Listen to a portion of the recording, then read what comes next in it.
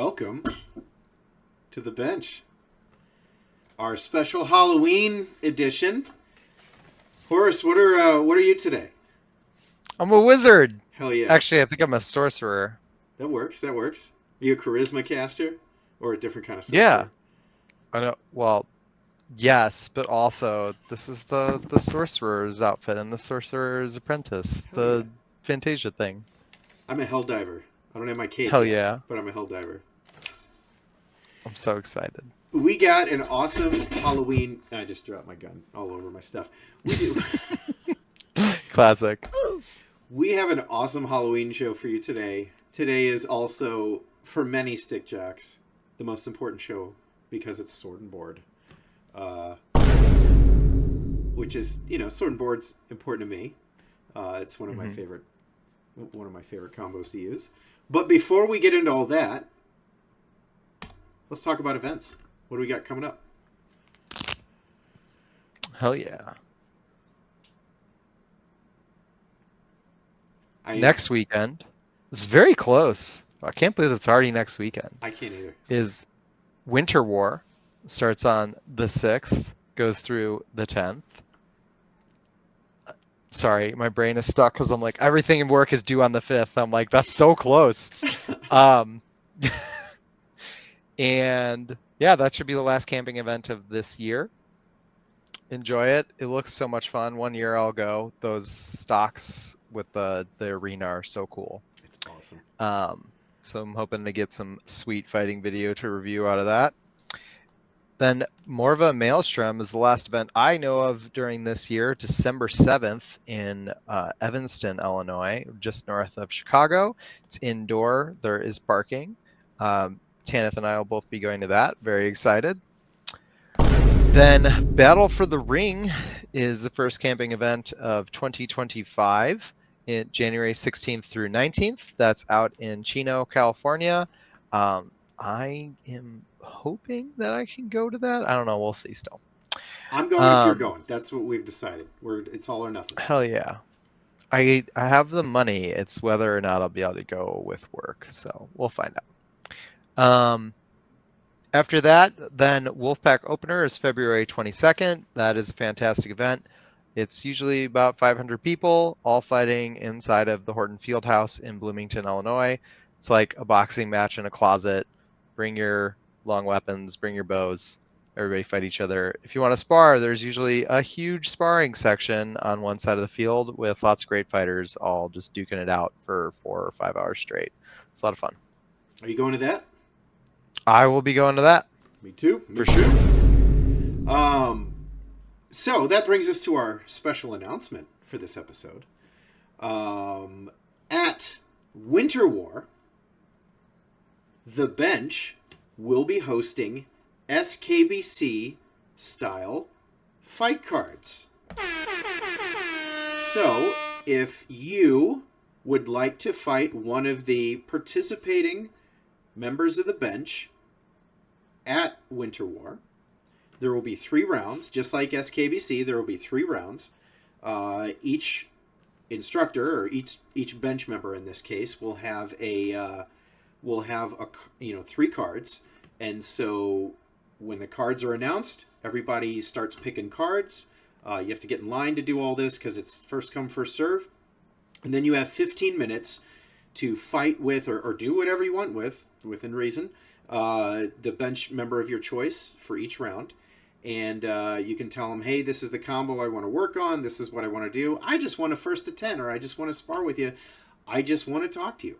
Whatever works, you got them for 15 minutes, and then that gives you the opportunity to work on with the person of your choice, whatever you'd like. So I'll probably publish a list of all the participating members of the bench that are going. I know there's probably quite a few of us. I know there is quite a few of us that are going. And so we're going to be doing that Saturday from 3 to 5 p.m. in the main fighting area. Yeah, so we got at least 5 right now. We're hopefully going for more. So this should be pretty fun. This was recommended by one of the members of the bench, and I said, screw it, let's do it. We're going to do it. So, without further ado, let's meet our people today. Welcome to the bench, Bell. Welcome back to the bench, Coat. Happy to have you. Hey, how are y'all doing? Pretty good, pretty good. So we're going to be talking about Sword and Board today. Let's take a look at our agenda. The agenda for today's episode is Who is Bell? Why Sword and Board? What are the differences in board shape and grip? Let's talk about stancing and footwork. Let's talk about sword lengths and builds. How do you match up against other kits? And let's talk about shots and combos and how to utilize them. Is that the Warlord apprentice, Sir Bell, the devoted son of Tara? It is. It is me. Speaking of Bell, who are you? So I'm a sword fighter. I just do with sticks. That's all it is. Hell yeah. Been playing this game about 17 years now. 17? Started in high school. My high school had this club called Dork Club that board games, video games, sword fighting happened at. Me and my friend were walking down the hall one day after school. We saw the courtyard people hitting people with sticks. We're like, that looks awesome. We're gonna go do that. And then I never stopped doing that. So that's how I found out about foam fighting. So your actual fighting name is not Bell, right? It's Bell something. It is now. My original name. So my original unit was a Greek unit. Okay. We were called the Warbles. And since we were picking names at that time, it had to be Greek. So I went Belisarius was my original fighting name. Oh, I love that. So that's what I went by. But it's just more than one syllable, so people can't remember it. Yep. And so people shortened it to Bell, and then that just stuck, and it's become Bell. Which is kind of because you were in DAG, I would imagine, when that shortened, right? Because you used to be a DAG player. Yeah. So started out DAG, did DAG / Belagarth, mainly Dagger here for the first 10 years. Then after about 10, 11 years, then got an amp guard. So I've been doing amp guard about 6, 7 now years. So. And so it was. Go ahead, continue. It was not like a weird thing. I was like, I'm gonna name myself after the game. Yeah, which a lot since Belgarth is now like the main. Like Dagger is kind of dead, so Belgarth's not the main game. I told people like I am Bell, and they're like, Bell, like Belgarth. Mm-hmm. I'm like, yes, but no. Yeah. You said your original unit was a Greek unit. What other units have you been a part of? So the original unit was a Greek unit. And the only other unit, so that unit dissolved after there was like 3 of us. So we dissolved that unit, and I just joined Sons of Terra, which that's where my other friends were. So there's no reason not to be in that unit, and I've been in that unit ever since. Nice. So only the 2 units. And then, you're not in an amp guard fighting company or anything like that, right? No. So Sons of Terra are if you're in the Sons of Terra, you're a Son of Terra. There's no other units, no other companies. No, it's pronounced Terra. I keep saying Tara, but that's wrong. It's Terra, right? Yeah, it's fine. Tara's fine. It's Terra. Terra's correct, but it's Sons of Terra. And so you're a Warlord in amp guard, and you're a Knight in Bell as well, right? Yes, and a Knight in amp guard also. Oh yeah. Where'd you go? Were you a Knight in Bell first? Like, what was your journey as far as that goes?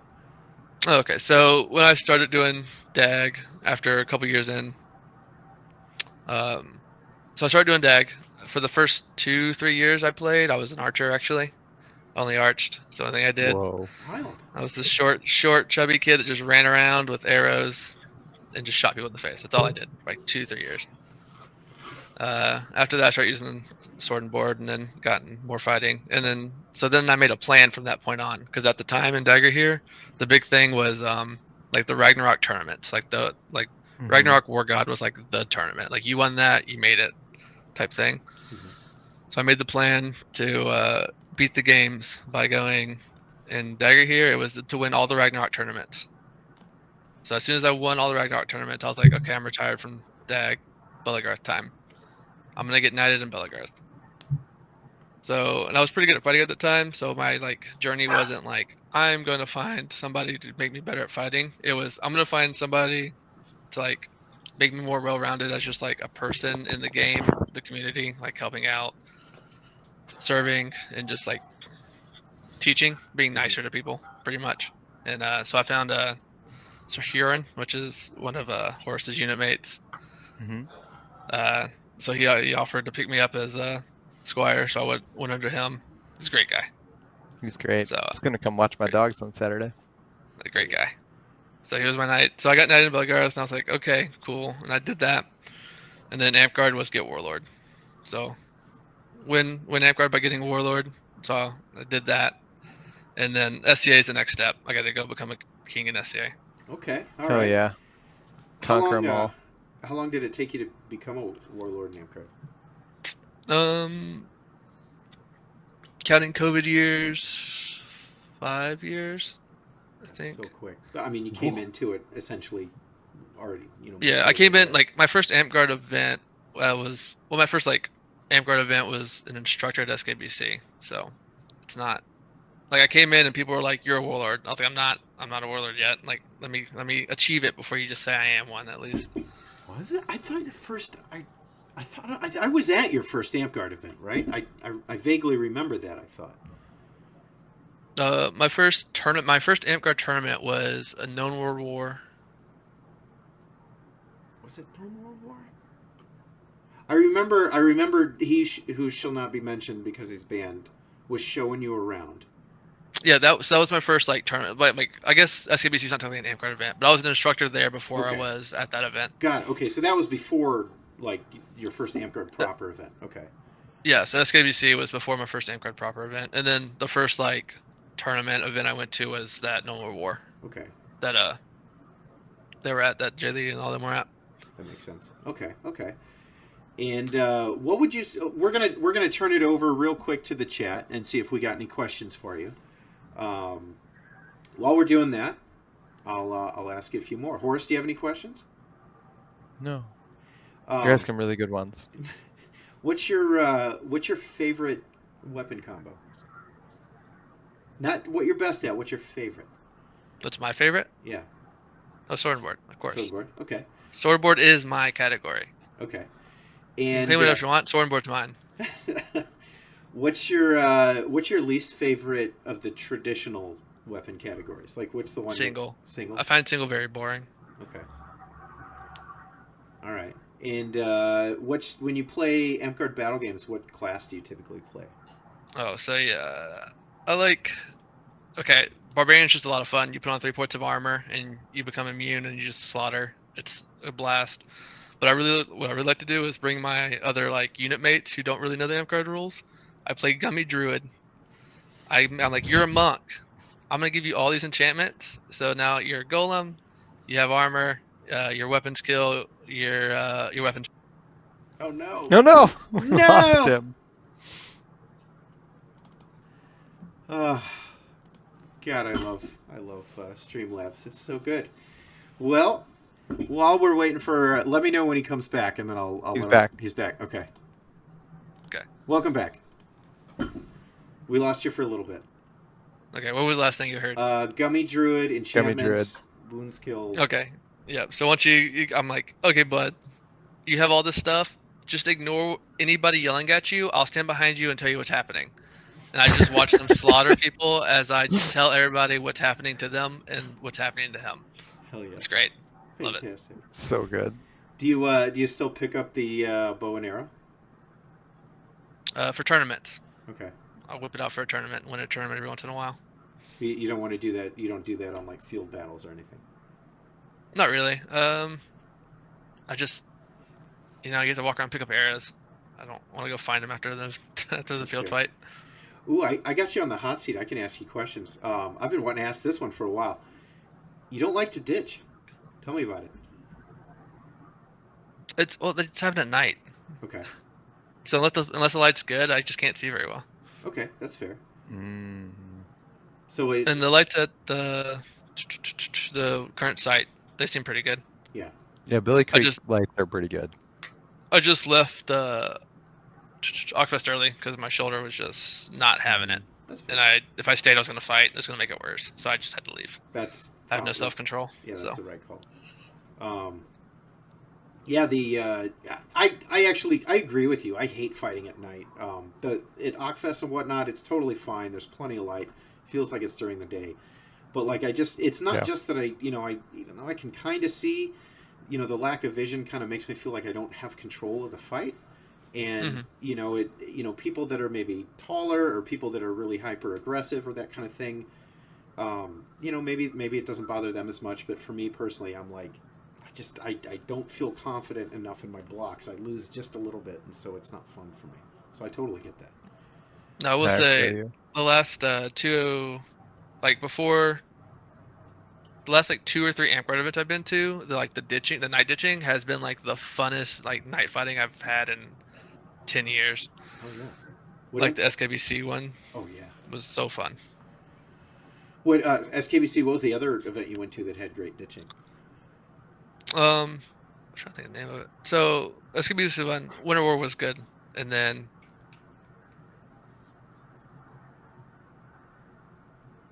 If we can't think of it, it's fine. It's no big deal. I can't think of it. Yeah, I can't think of it. It was just the last like 2 amp guard events I've been to. Like they've just been a blast. Oh, the keep one, the keep night ditch was actually a lot of fun too. Keep a lot of wild and nonsense going on. That must have been Saturday because I was there. Fun. I was there on Friday, and I don't think there was any ditching at any point. But I heard Saturday had some good night ditches. Yeah, Saturday was fun. Like we got out there Saturday and we just goobed around. All of us out there with like the rifle and just nonsense. What's the rifle? So it's think of a Count Dooku's lightsaber sword, but since it has the curved handle, you hold it like a rifle, and you like army crawl to people and stab them. And you can only stab them. You can't like do anything else. You have to just yell bang whenever you stab them. That's amazing. This is a tradition that spanned years. Like a couple of SKBCs, yeah. It always gets whipped out at some point. That's so good. Well, thank you very much, Belle, for joining us. Really appreciate it.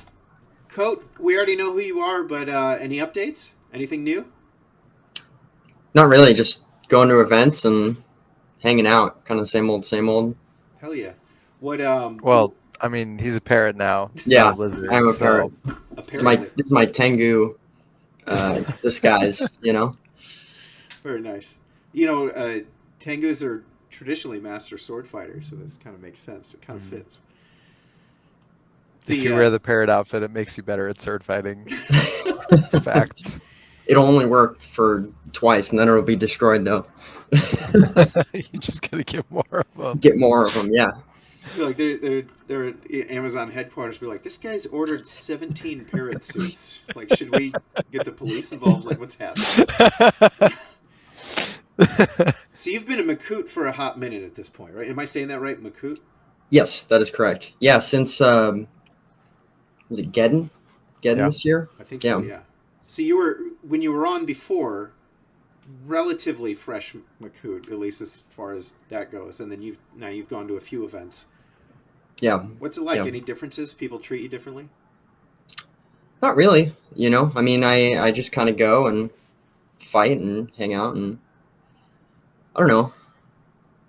I've had a couple people come up and like, want to spar, but I would say it's about the same amount. That's fair. And any plans on the horizon? You have a next goal in mind? I'm gonna try and make it out to Bifter. That's my goal for now, and we'll see where we go from there. You gonna go for Warlord at some point? We'll see. Okay. We'll see. Fair enough. Fair enough. Well, let's dive in, shall we? The first or the second topic on the agenda: why sword and board? Belle, why sword and board? Okay, sword board. Singles boring, flows too hard, and red's too easy. So sword and board. Okay. Coat, why sword and board? I like the mix of offense and defense. I like spear, but like I feel like I'm not fighting. I feel like I'm way too far away. I wanna fight people, Mm-hmm. and yeah, flow is way too hard, and you get shot. So, sword and board. Fair enough. Horus, why sword and board? Code already said it, so you don't get shot. You don't want to get shot. You got to have something that keeps you from getting shot. That's what the board is for.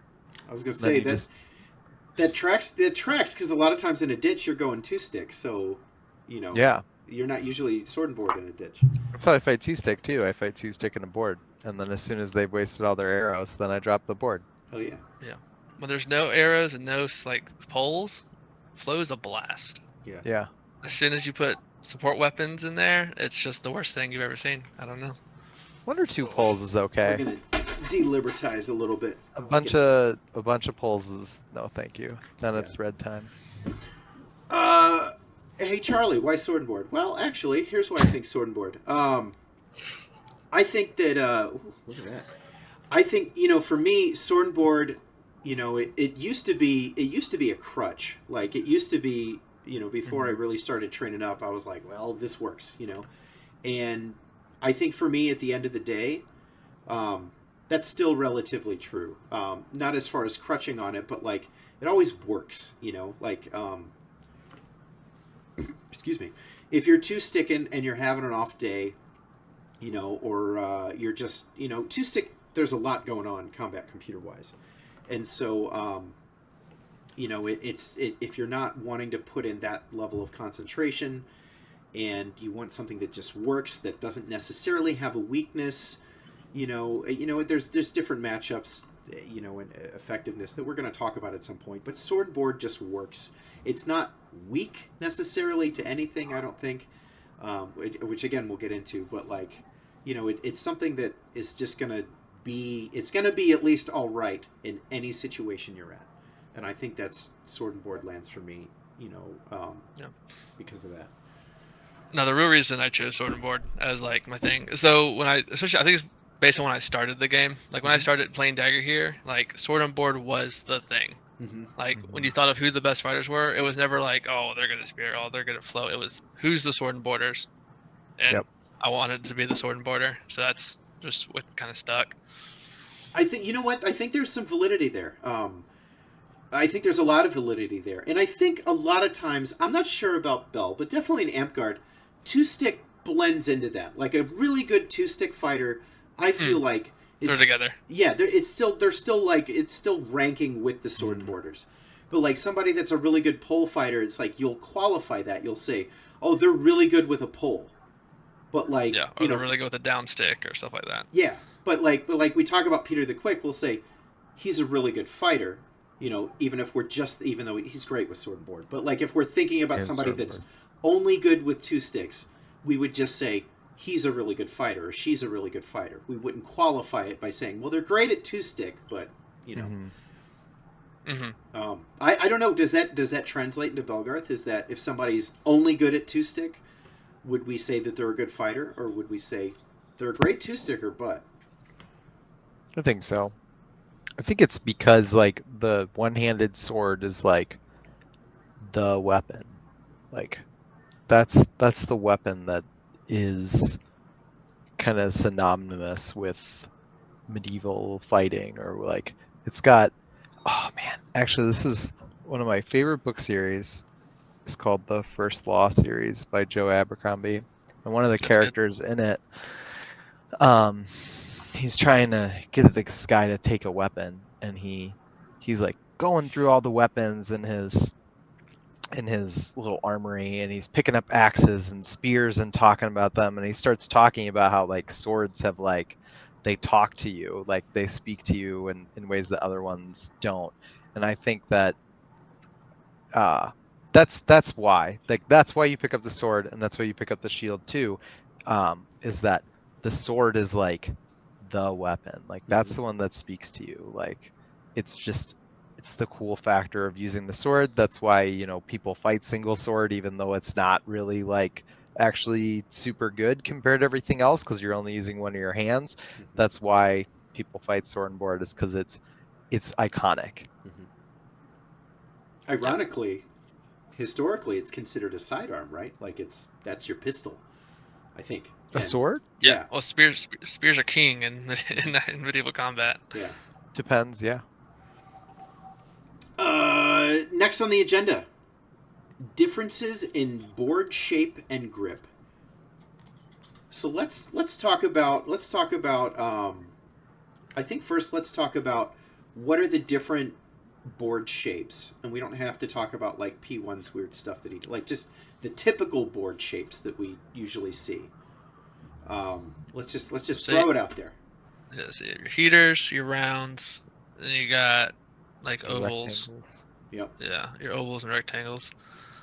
Those are kind of the generic 3 shape categories. But then you had the weird ones like the P1, and then these like Wankel shields. Yeah.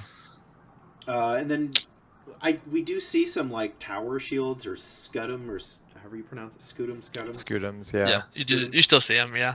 Less common than they used to be for sure. Yeah. And then I would classify dome as a shape in and of itself, even though it is round.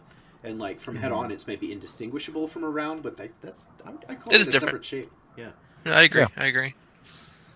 And then what are Belle? We'll start with you again. What do you think? What do you think are the major differences in shapes? What's different about them? Why do people use the different shapes? How do they function differently? So as far from the perspective of a punch shield, the shapes, I don't think the shape matters really at all. It's just kind of whatever you're used to using.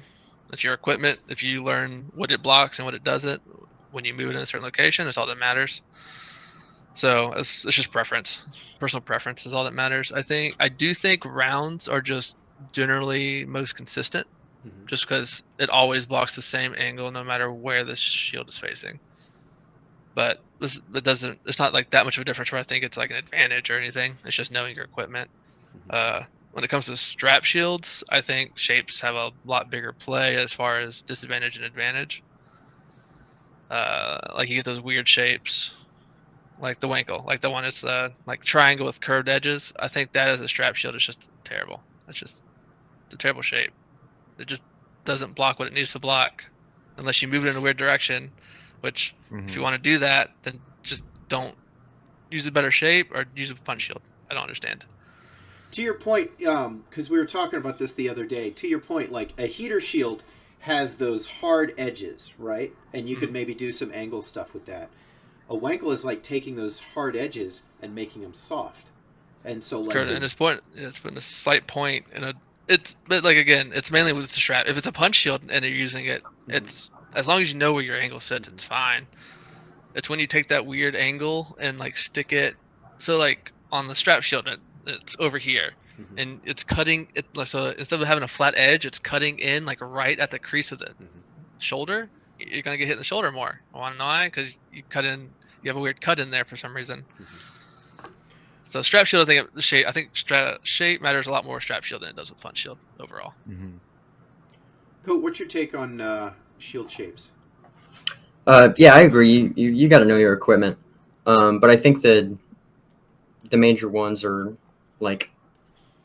Circles are more consistent, but it depends on where you want your coverage, where you want your passive guard, and where you want, if you want passive baits, mostly in like shield size, but also shield shape. I really like my Wankel because it opens up a lot of passive baits for me, and it invites people to attack me, and I have a lot of fun with that. But it is definitely smaller. And doesn't cover as much. Do you have a strap or a punch Wankel? I have a strap. Really? Okay. All right. Yeah. Interesting. So we have a wildly different opinion between them, but that's good. Like I think it's that's Wankel users, man. People who like Wankels love them. They swear by them. They're fun. Belle, what's your preferred shape? Well, I use round nowadays just because of consistency. Also, the same reason I use this size. Are we talking about size in this category? We're going to, yeah. We're gonna. I thought I'd split that up unless you want to keep it together. Okay. No, that's fine. But I use a round for consistency reasons. And if I remember correctly, you used to use a rectangle, right? And you switched. Yeah, we used a slight oval. Yeah, it was a rectangle. It was smaller and it was rectangle. I really like that shield, and it's more offensively. Like it had a lot more offensive capabilities. And I still think if I'm fighting good that day, whatever, I'm probably better with that shield still. Hmm. The problem is that if I'm off just a little bit, I'm getting eaten up. Makes sense. And so when it came to Amp Guard Warlord tournaments, it's all about consistency. You want to be consistent more than, oh, my best day I beat everybody. On my bad days I still beat most people. How about that? Let's go with that one. So it's consistency is why I chose the round. Wow, that cop is a hottie. That's what Ghost Likes Toast said. Who's the cop? Am I the cop? I think you're the You're the cop. cop. Oh. I'm a That's my Helldiver. partner. She's I don't think I'm the cop. There's a people shout the birds are cops. She's Okay. talking about me. And then we also got great. I've heard. Sir Argent seems to have a lot of success with Wankles as well. And then Misty says, rectangle shield bell is what shaped my fighting style in the first year of fighting. It was more showy. It was a more showy style. Oh yeah. But Small shields are cool. Horus, what's your preference? I like rounds. I like being able to reach around everything. It's something I'd never considered before until you just said that, Belle, is that they are just consistent. And it's like one less thing that I have to pay attention to when I'm fighting is like, am I going to hit my corner or not? Mm-hmm.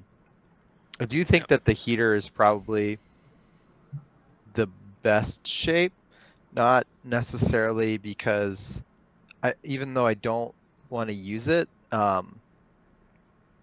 because it blocks off like the main angles of attack. It's probably why people developed it, is because it's blocking off things that are important, and it's then shaving off areas that aren't as important to block. So a heater is giving you a little bit of that like teardrop or the oval where it's like going down to block some of your leg, and then it's going towards your shoulder. So when people try to swing towards your sword side, it's got a point there that's in the way. You can still reach around it very easily. There's just this point here. It's not that hard to move around, and you have control over where it is. And then it also has the point, so it's hard to like get over the side. The only spots that the heater is kind of bad that in Belgarth work, right, and Amtgard really just work that don't work in real life as well as like going under the shield. You still can throw them, but I think it's just not as threatening as something that you're swinging from up high with gravity. So if you're wearing armor or something, it's not going to do as much to you swinging under. But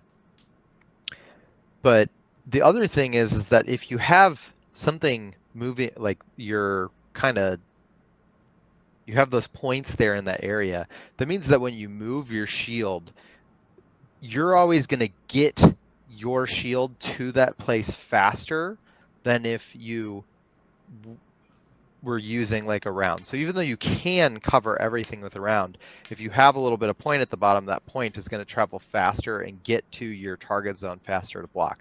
So I think that a heater is a really good shape. I think that's probably one of the better ones.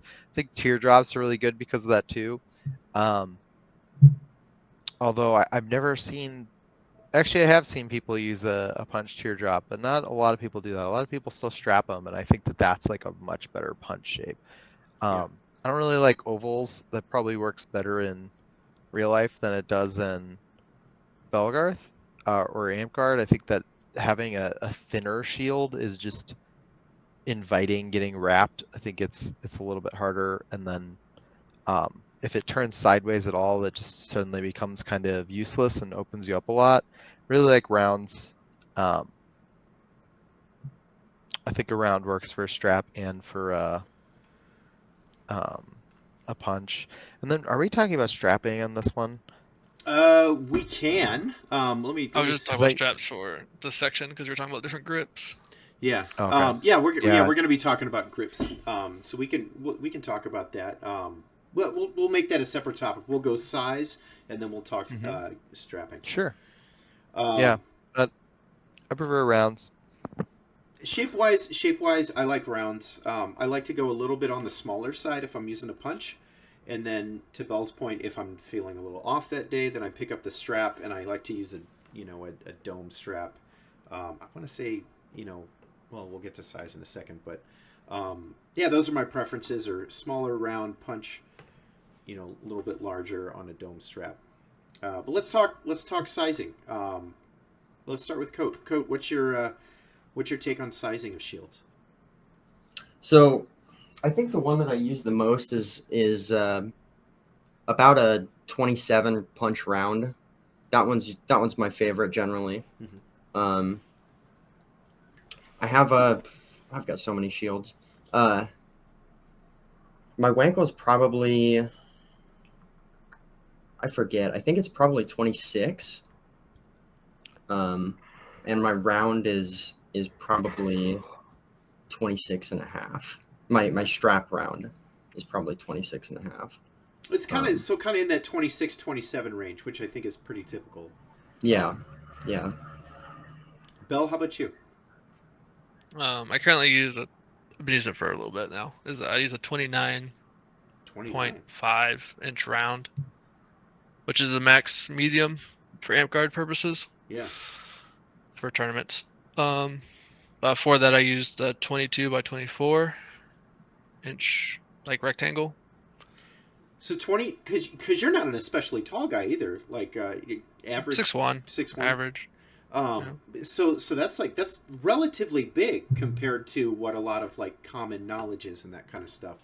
What made you go to the larger size? Consistency. Fair enough. It all stems back to that because I use the smaller one. I think the small one, like I said, the small one's really good, but it's small. You have to move it more, which is not bad. But when you're off, you're not instead of catching a block by half an inch, you're not catching it. And with the bigger one, if you're not catching it, you're catching a block normally by 2 inches instead of by an inch. So therefore, if you're off, you're still catching it by half an inch instead of nothing at all. When it comes to punch shield shape or size, I think people who want a punch shield shouldn't start off with that big of a shield because you won't learn how to use a punch shield correctly. You'll fall back into it's big, I don't have to move it as much, and you won't develop the habits you need to. I think to use a punch shield effectively. At that point, you would learn habits to just use a strap shield. Makes sense. But I think people that take this the other direction, they're like, I'm gonna learn how to punch shield. I'm gonna go 12-inch round. And you're like, that's just still bad. Yeah. I think the optimal size to start with is 25 to 26-inch round, diameter size, around there. Something about that size, I think is optimal. Learning to punch shield, it's still big enough to be effective, but not too big where I'm not learning anything. But Horus, what's your sizing?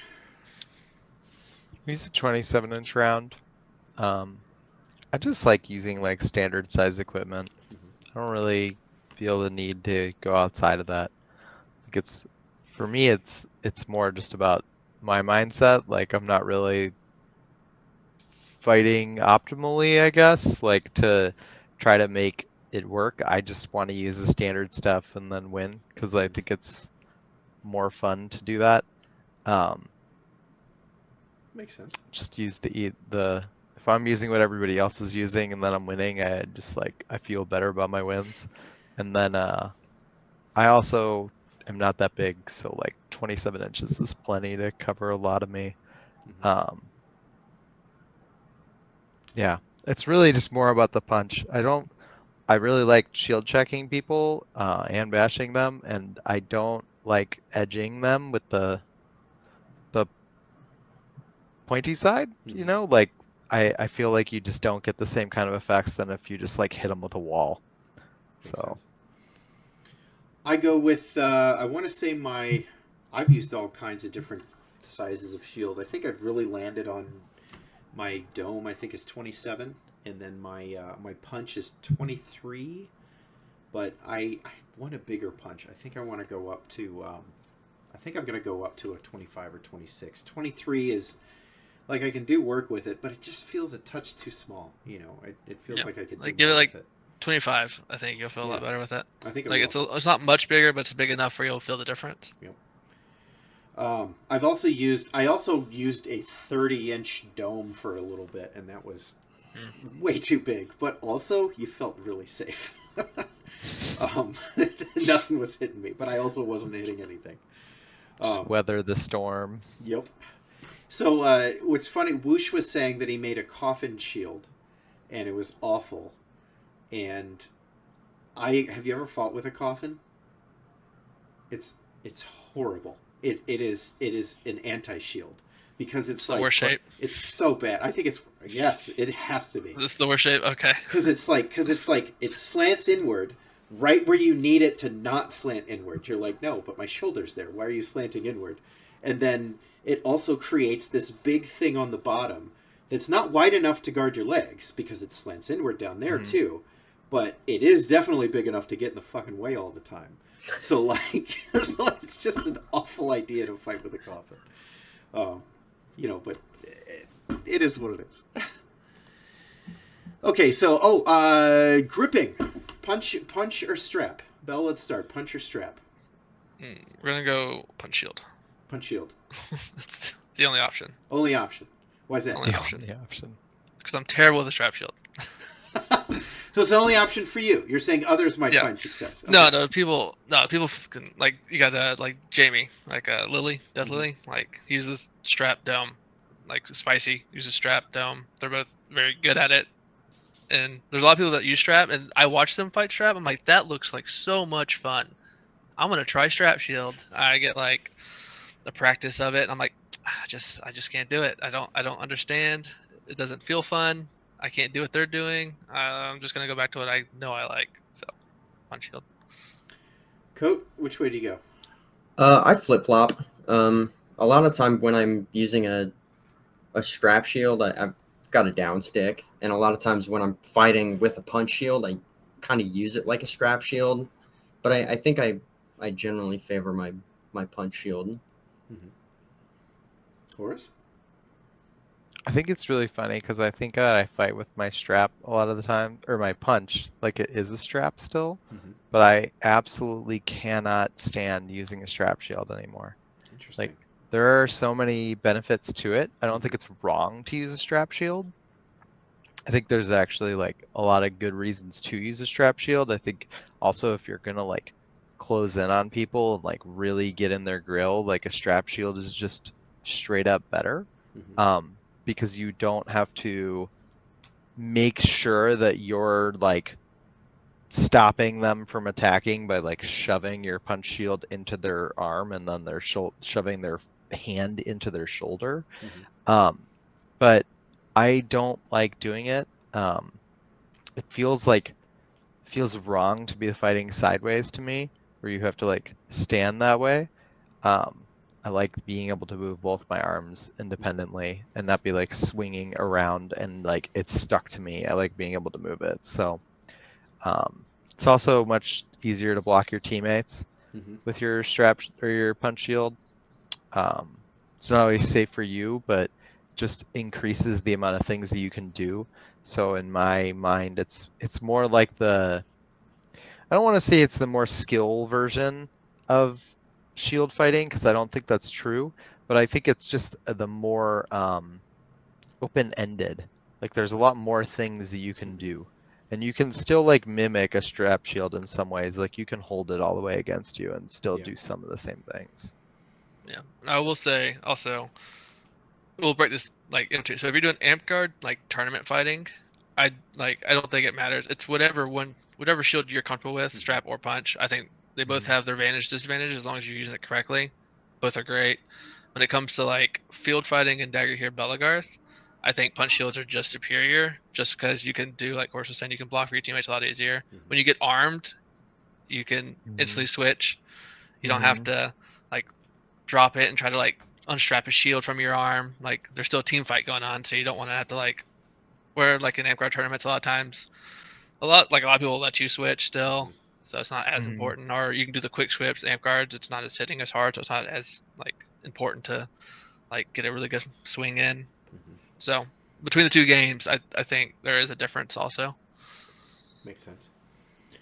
For me, I was a strap shield user for decades, and you know now I kind of float between the two. I think. And I think I'm going to gravitate more towards punch as my knees continue to deteriorate, unfortunately. When you fight with a strap shield, you got to get in there. Like, I think you got to grind, and I think the strap shield helps with that grinding mindset. Like, if you're going to get in close, and you're going to make your opponent uncomfortable by invading their space and that kind of stuff, strap shield works really well for that. It's solid. It's not going anywhere. It's strapped to your body. You can get in real tight with it, where if you have this angle out, that's a few more inches of clearance that you kind of have to deal with. It's, if somebody hits it really hard, it's not going anywhere. It's solid, where if you have a punch, there's going to be a little bit of wiggle or move to it potentially.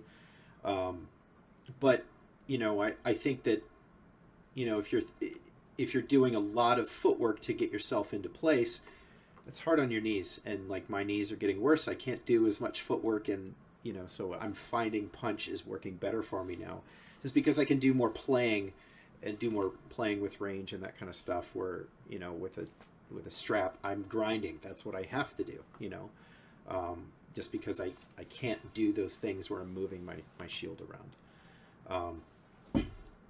Let's see. Amish Ninja says, it's a funny name. What do you think about strap shields and their compatibility with a down sword in the offhand?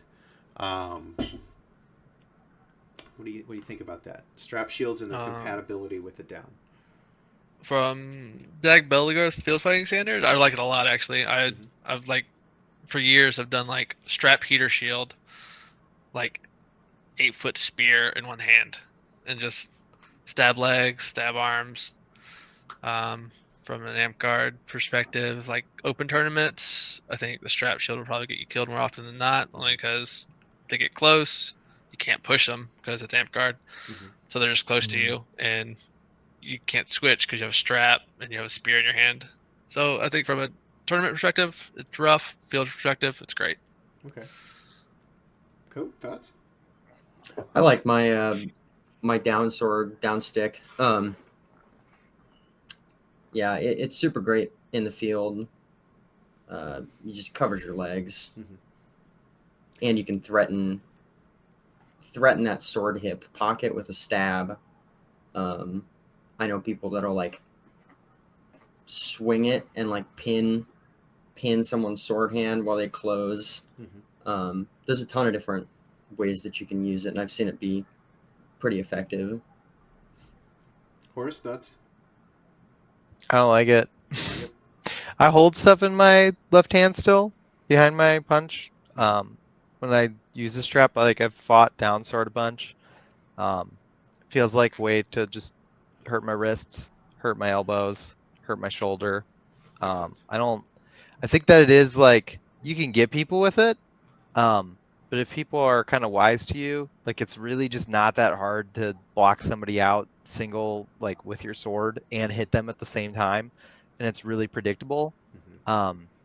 So it's just not my favorite thing to do.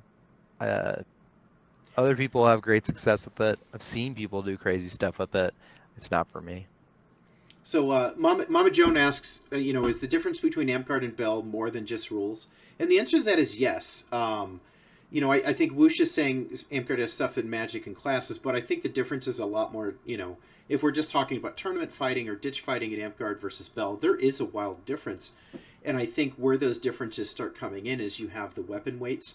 Swords in Amp-Guard can weigh nothing. You have swords that are 4.5 ounces, where Dag Bell has a minimum weight of 12 ounces. That is the least that your sword can weigh. And then on top of that, there's also minimum force. So like in Amp-Guard, a real quick light hit, as long as it pops, redirects, doesn't matter how light it is, it still counts. Where in Bell, and we don't see a lot of people calling light as much as they used to years past, but there still is a minimum force that you have to account for. So in Amp-Guard, you end up having a little bit more of a faster game sometimes. And you can do some things with an Amp-Guard sword that you just can't do with a Bell sword, or you can't do as easily. And I think that that's kind of relevant and important here, because when we talk about having that down stick in your shield arm, right? I see a lot of people in Bell. Let me grab a thing real quick.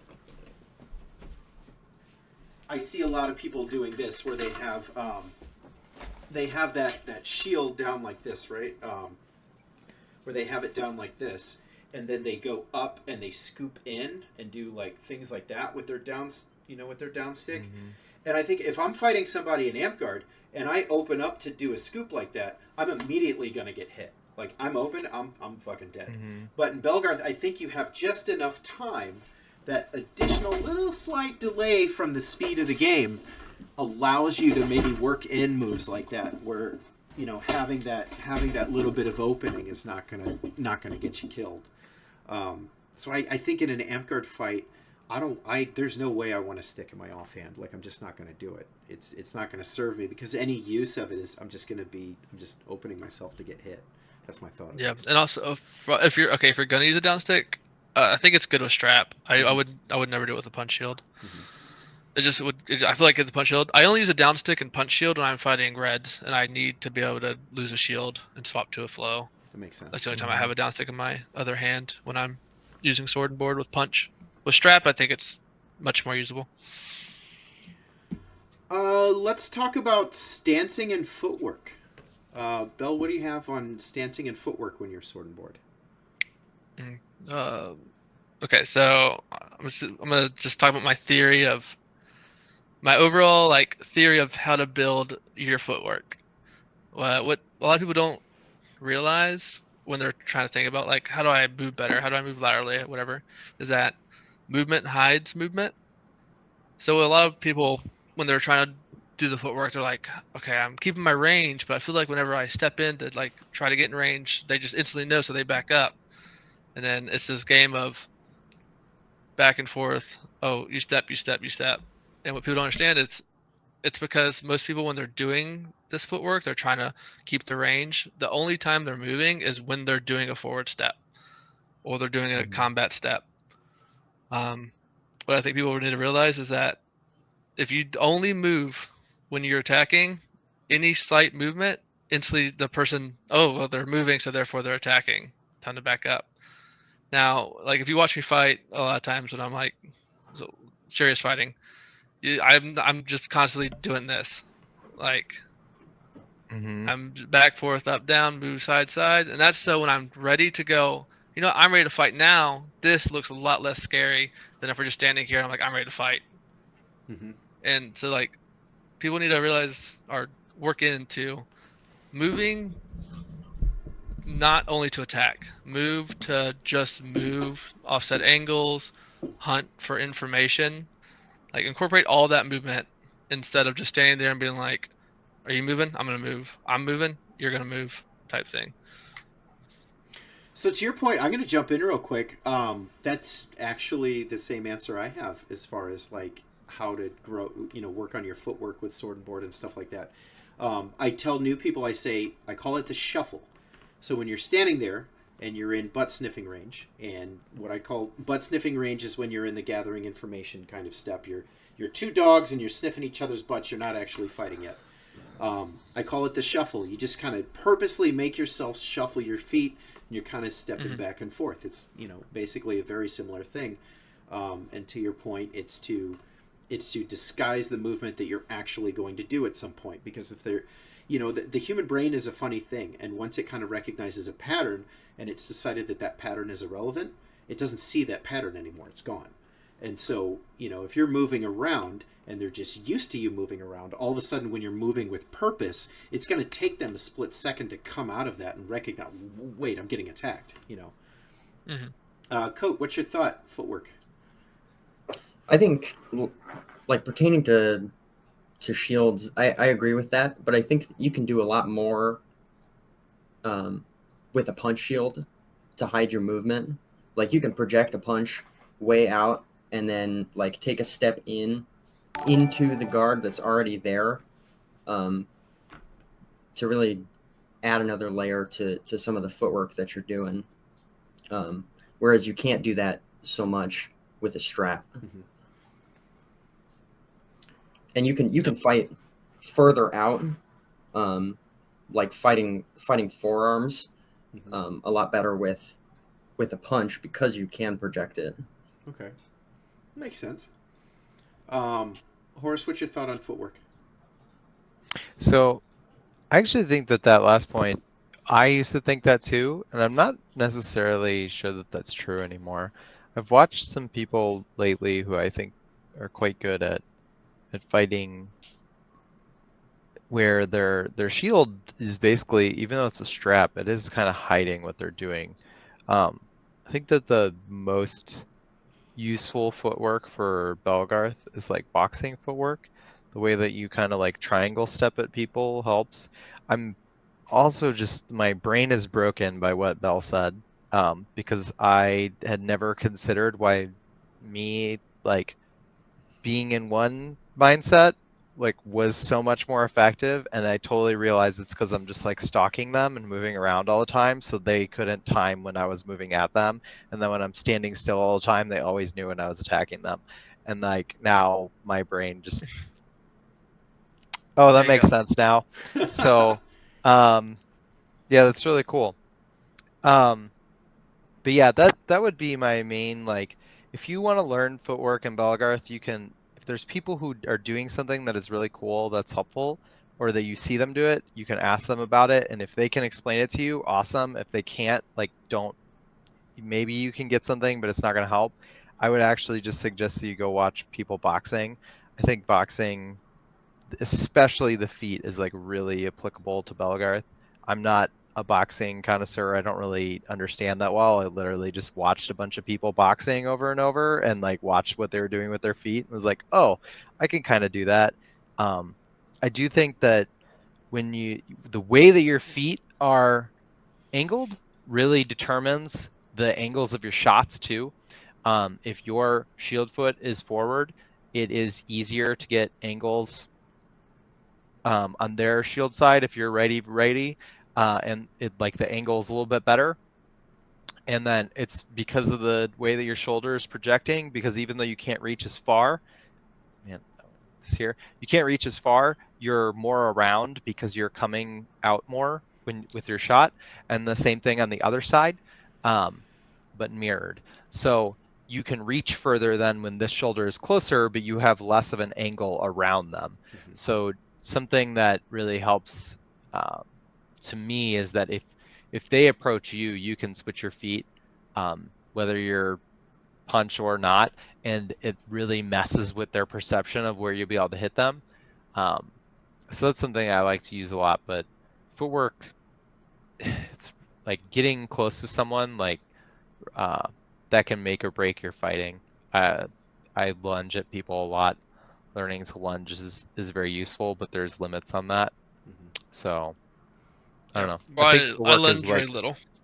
yeah, it's very like unexplored in Belgarth. I feel like there's like a couple schools of thought and that I've talked to people about lately, because it's something that I've been thinking about a lot.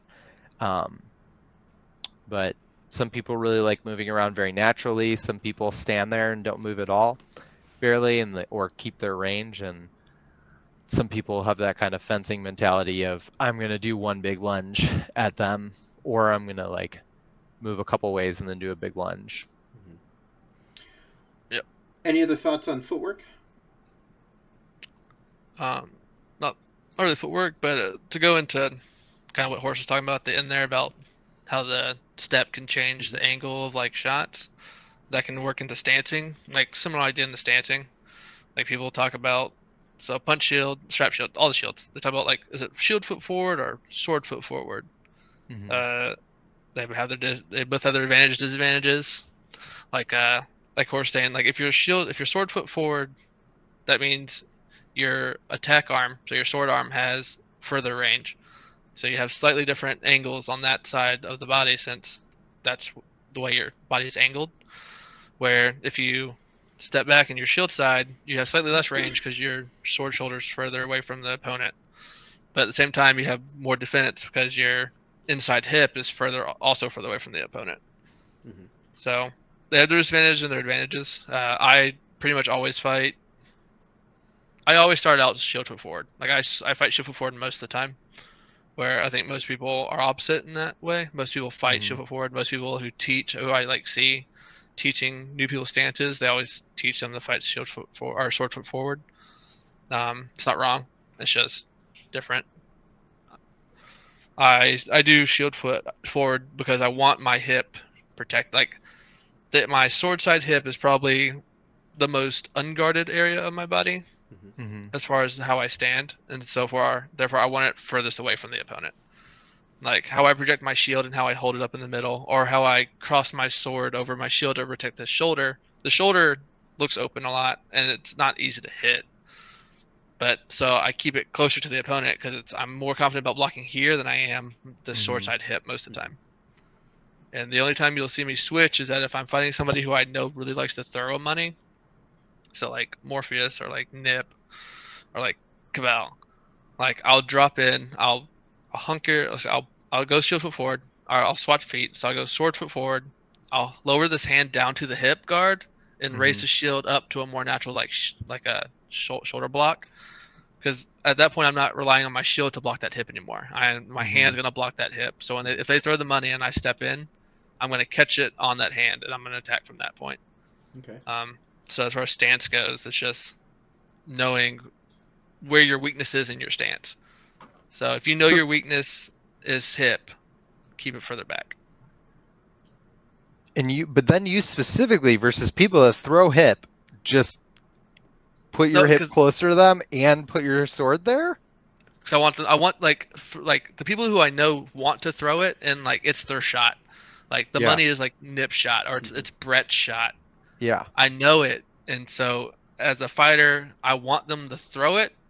Okay, I want them to feel like they can throw it, because then they will throw it. And if I know they're going to throw it, I know I can block it. It's the people who I'm not quite sure about. I'm like, I don't know if you can throw the money or if you throw that often. I'm not like putting my natural guard is not to block my hip, so I have to change my whole stance to block the hip correctly. I see. And therefore, unless I know you're going to throw that hip, I won't stand like that. I'll stand where it's a more like naturally protected from distance. That makes sense. Coat, what's your thoughts on stancing? I like sword foot forward. It's just more natural for me. I have long arms. I use a little bit longer bats. I like range fighting, so I just gravitate towards sword foot forward. But I do switch to shield foot forward sometimes if I feel like I'm presenting too much of a pattern, or if things aren't working out for me, I'll switch to shield foot forward just to switch it up. Horus, how do you stand?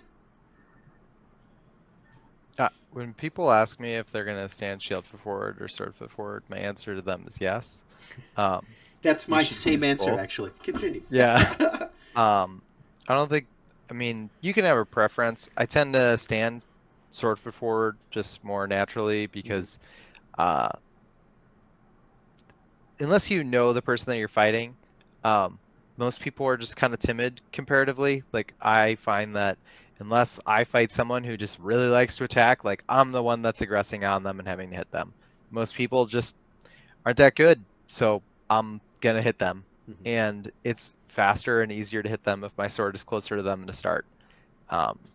So that's generally how I stand. But I think that where you should stand depends on what you want to do and what you want your opponent to think you can do, and also what your opponent's going to do.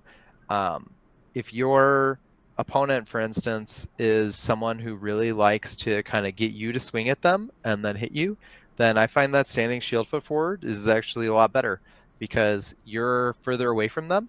And so if they're not going to attack you until you attack them, then you don't have to reach very far. You can swing at them, and then they're attacking like through all your defense. Instead of if you're sword foot forward and you attack them, and then you're kind of more exposed, and they're not comfortable at opening you up because their whole strategy is based around swinging at you after you've already swung. So in that case, I really like to have my shield foot forward. I find it just makes it way harder on them because they have to do more to open me up. But if they're someone who does like to just straight swing at me, then I probably will stand sword foot forward, even though I'm more open, and then just block with my sword. The other thing is that if they like to aggress and I block with my sword, then I also really like to just step into them with my left leg and push them with my shield. Whether I check them, like if they're bigger than me, I'll push their arm, or generally with their hand, I try to hit their hand and then push it into their shoulder, because this is like, if I push it out, they can get around. If I push it in, they can get around still.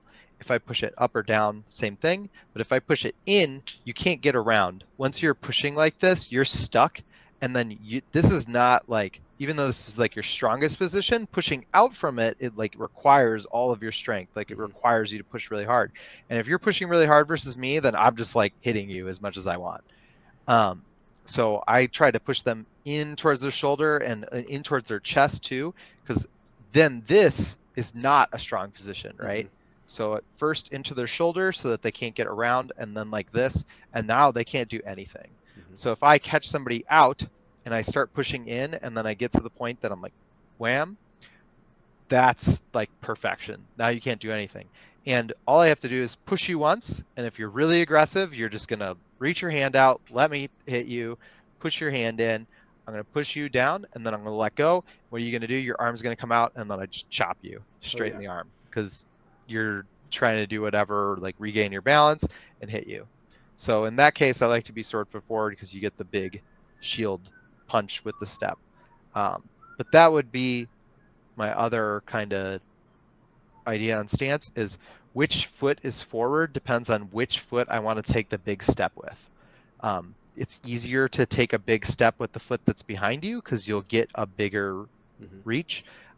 If you're not going to take a big step, then it doesn't really matter which foot is forward, and you can also use your short steps and then switch your feet to get different angles.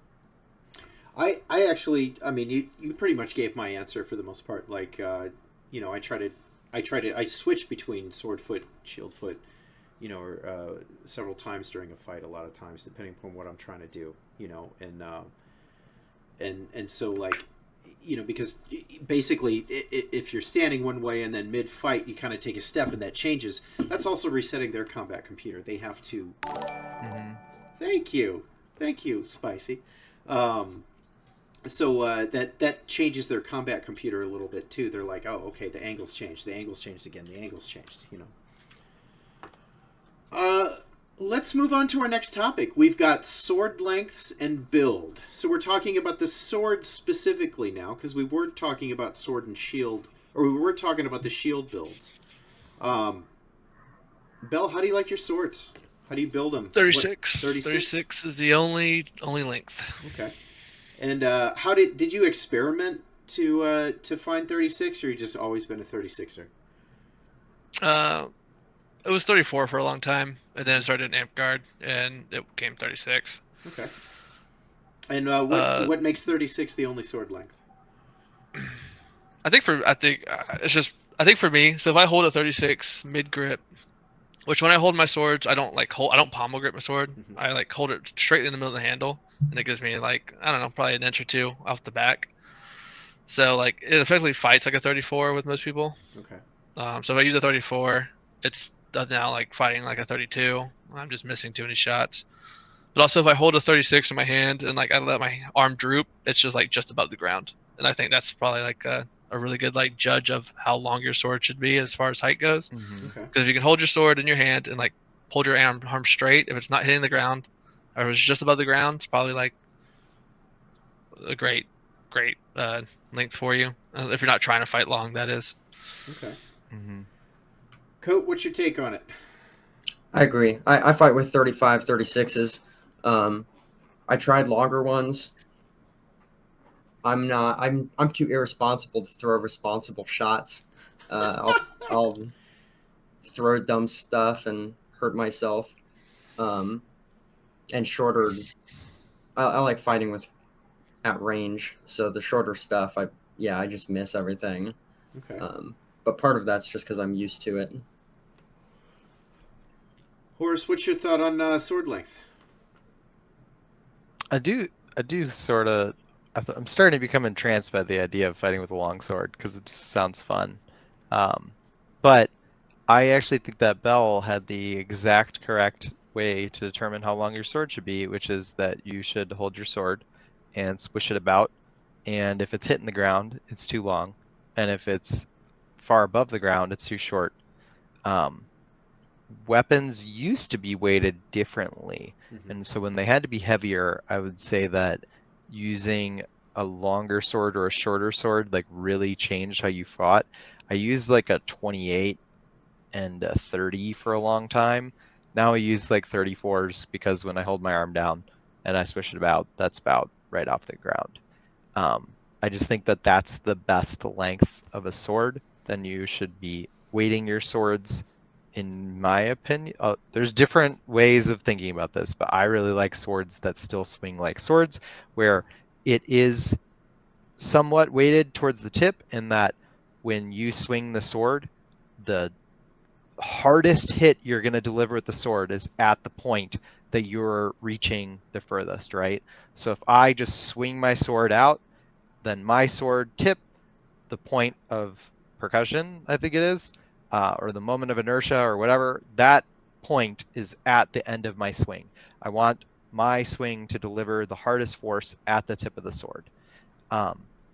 That's kind of how I think about the length of my sword.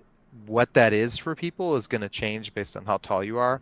But I think for most people, it's going to be between 34 and 36. And I also like to hold my swords in the handle, like in the center of the handle. If you fight on the pommel of your sword, like you're missing block below it. You're also just like have a kind of weird thing going on with your sword. If that makes it handle correctly, then fine, I guess. But and then sometimes when I two-sword, I actually choke up just so that you do get a little bit more handle going. And also because like the angles on something shorter is easier. And when you have two swords, you don't need to worry as much about the length of it unless they have something long as well. As far as the weighting you're talking about, I agree with you as far as weighting goes. Maybe not the same reason, but I feel like most people really they want as much weight of the sword in the handle as possible. Like they want to just like move the handle and the whole sword move. Like I hate that feeling in a sword. It's not what most people like, but it's like that's what most people want. It's not what I want at all. I want my weight like 2 to 3 inches above the handle in the blade. And I want it there, not for like the hardest hit. I hit very light, and like everybody knows, I get, especially in Bellegarde, the first day is getting people to take shots. Cool. I'm not mad about it. I know I don't swing hard. You say light, I'll swing a little harder. You say light, I'll swing a little harder. Okay, we're good. That's what I'm gonna swing for the rest of the day. But it's because when the weight's there, when I am bouncing a sword off like a side of a shield, it doesn't immediately deflect all the way back to flat as like a full weighted handle would. I want it to bounce just enough to be able to change the angle and then flick it back into the next shot. And if the weight's too far in the handle, it flicks back too fast. I don't want it there that quickly. I want there to be enough weight in the blade to not reflect all the way out. And that's why I like the weights there. Coat, how do you weight your swords? I weight my swords. It's probably right at the blade and the handle. And I pommel fight generally, unless I'm fighting somebody who like I know has a range advantage over me, then I'll kind of go towards the middle. But generally I'll pommel fight with the weight at the base of the blade. It just feels nice to me. Anything else doesn't really feel as natural. Okay. Yeah, I think most people feel the way you do. They like the weight in the handle as much as possible. That's how I came up in Amtgard, so transitioning to a 12 ounce was like a big change for me, and so everything felt.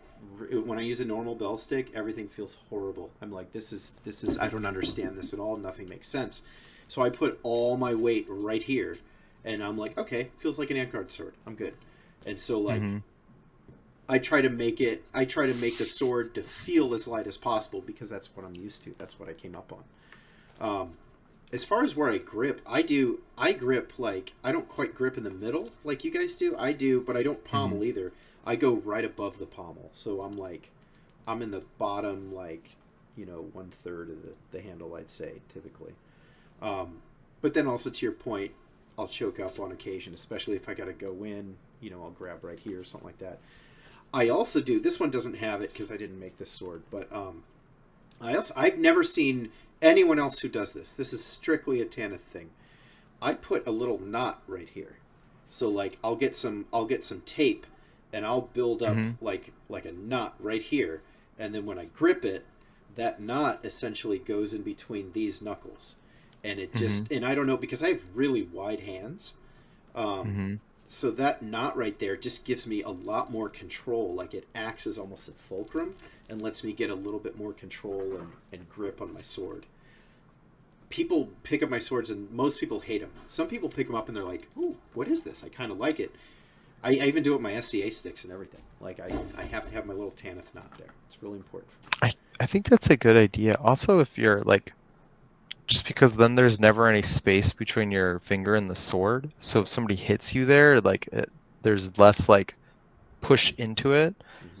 I think that's actually why I like those like little rubber grippy things on the grips that I have, is because like you can like wrap your finger around that and then it doesn't move as much. It's almost like a trigger with a fencing sword. It kind of acts as just a little bit more leverage that you can apply. So I've been pushing them for years. Haven't caught on, so it's just a Tanith thing. It's interesting. Like, I like my handles as smooth as possible, because I actually grip my swords kind of weird, I guess. Like, I have a hammer here. So when I grip my sword, I like wrap my fingers like this and just do this, and that's my grip. Like, it's not even on the palm. It's not even on the palm of my hand. Like, this is how I hold my sword. And so then I'll hunker down to fake people. So when you see when I'm doing this guard, look at my fingers. They're like this when I fight you, and then I'll hunker. It'll move the sword up. People will think I'm going for a shoulder, and I'll shoot into the slot. And that's just finger grip. That's not moving the arm at all. I mean, I can't argue with your track record, but what? that's just how I hold a sword. That's wild. I don't think that the way that you're doing that is like, I get why you're doing it, and I get the control, and I get why you do that. But the me that did Belagarth the first 4 years of fighting, my fingers hurt watching that. Like, getting hit by somebody else swinging at me, my thumb is gonna break. That's the grip. It's right there. I can't. Like, like it'll come down. The thumb will come down. It won't be like full flat. But you have that genetic. Okay, that makes me feel so much better. Like, that's the part that I'm like, This is just wrap. Yeah, this is bigger than my handles are. Okay. But so like, this isn't like full flat. It's like on the side, but it's the fingers wrap around the thing, and I can like hunker into my palm to move the sword. So you have that genetic thing where your thumb bends back. Yeah. It can go like pretty flat. Yeah. I legitimately can't hold a sword like that. Like, it's not possible. My thumb is like locked. That's wild. I think it's more the fingers that do it. It's the thumb's like side support, but it's the fingers that I'll like rotate the fingers into my palm. I'll hold it like that sometimes as well. Maybe not to that extent, but I'll throw like fakes just from gripping the sword, letting the space between these bottom two fingers and my palm kind of like I'll hold it probably about here and just grip it, and that does create the, like, people are looking for that high cross. I also like make my pommels kind of Dooku like, so I can have that. That makes sense. Yeah. That straight line right down my hand. But yeah, I throw some shots like that as well. Yeah, I also use it to, when I throw in, I can get more extension by opening the hand up and just catching the fingers. How strong are your fingers? They're just long. So I have like pretty small like wraps, and they just go. That's fair. Yeah, I got really short fingers and really wide hands. I can't do it. I can't even hold a sword like that. That's wild. Yeah, I don't know. Let's I do drop my sword rarely, for like pretty frequently for that reason. But I was gonna say, I really like knocking people's swords out of their hands, but yeah. Anything else on sword builds? Do you make your own swords? No, I don't. I buy stuff. I make my own swords, kind of infrequently. I used to do it a lot more, but yeah, I'm very particular about how I like my pommels, just because I do pommel fight so much. Um, just the ones that are straight round don't do it for me. Horus, do you make your own swords? I used to. I'm like very particular about how my sword like swings. But Glass is too good at making swords. He makes all my swords now. Oh, yeah. I'm always there. I'm always helping make them. I like usually do the taping because like I can do that. But he's got more equipment, and like so I like know how to make my own swords. I can do it, but he's just better at actually doing it. So we usually like have a day of it and make all my swords whenever I break a bunch of them. Oh, that reminds me, Glass. I have not forgotten. I will ship those cores to you. I'm looking for a box. I buy everything that I use except for my swords. I have to make my own swords, and like I'll buy my swords don't last very long, because I usually go for because I'm trying to get all that weight down here, so I go for the lightest foam that I can. So I buy swords as like a backup because I know a backup sword that like Gork made that's gonna last forever, you know. But like my swords that I make, my good sword that I want to use, I have to make it. It has to be mine. I have to thank Bell. He's made my swords last so much longer because now I only hit people as hard as I need to hit them, and then I only hit them harder if they say light. That's right. Oh, yeah. My swords last like 3 years, 4 years. I was just stroking everybody before, and I'm sure they'll break down faster in 3 years, but yeah, it went from like every 2 months I'd have to replace 4 swords to I've used these swords for 3 months now, and none of them have broken at the tip yet. Kinect says, Horus, I feel a little robbed of credit here. Robbed of credit? You do everything. I just tape them. Also, like, my swords are like high tech now. Like, they're okay. A Glass sword is insane. He 3D prints the pommel. He 3D prints the insert that the lead weight is tied to, or so basically there's like a steel rod that goes in the bottom, right, with a nut that you screw the lead onto the steel weight, and then that is then attached to something that's 3D printed that fits perfectly inside the core. So there's no lead touching anything that you're touching. It's inside the core of the sword. Wild. And I've been telling you for years. Oh, yeah. You had to see it could be done though. I showed him how to do it. Yeah.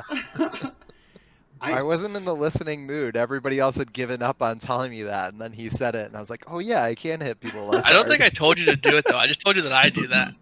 Yeah, and I was like, I should try that. That's and what it was. was. Oh, because he didn't tell you to do it. He didn't tell you to do it. He just said, "This is what I do," and you're like, "Huh? Nobody's telling me what to do. I'm into it." I think when you hit me with the straight shot on my shoulder, I was like, "Do I actually need to wrap?" No. The answer is no. It turns out you can just hit people, and it's faster. Also, it doesn't hurt my elbows, so throwing not wrap shots makes my elbows feel much happier. So Whoosh says, I use blocking metal from the optical lab. The melting point is low enough you can pour it into the foam. What? Into the foam? What? Whoosh, are you like infusing your swords with metal? Yeah. Something that's legal. I'm scared. I'm going to let that one rest. We're just going to leave that there. He doesn't deny it. He just says it's an Indian ally. Oh god, no. Okay. I'm just gonna move on. My sword's gold plated. Matching really against cool looking though. Probably matching against other kits. I gotta be honest, I forgot what this one was supposed to be, but I think it. How does Sword and Board? I think it was how does Sword and Board fare against the traditional kits? You know, Florentine. Yeah. You know, Bell. We'll start with you again. So we'll start with the flow. So two stick, okay. My favorite like fights ever are when I'm fighting board and Pete's fighting flow. Like those are just some of the most fun fights. Because like a really good flow is a really hard fight for a board. Because I mean, two swords versus one sword, and if they're really good, they're good at blocking with their other sword too. So those fun fights are always a blast.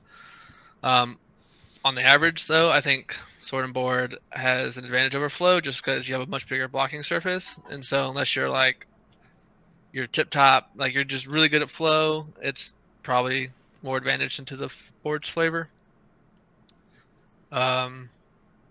Red, I think red right now is probably one of the bigger ones in like Bellegarth Dagger here, especially when it comes to like War Gods and stuff, because you see the armored up reds with dozer shields versus the traditional like War God board with armor.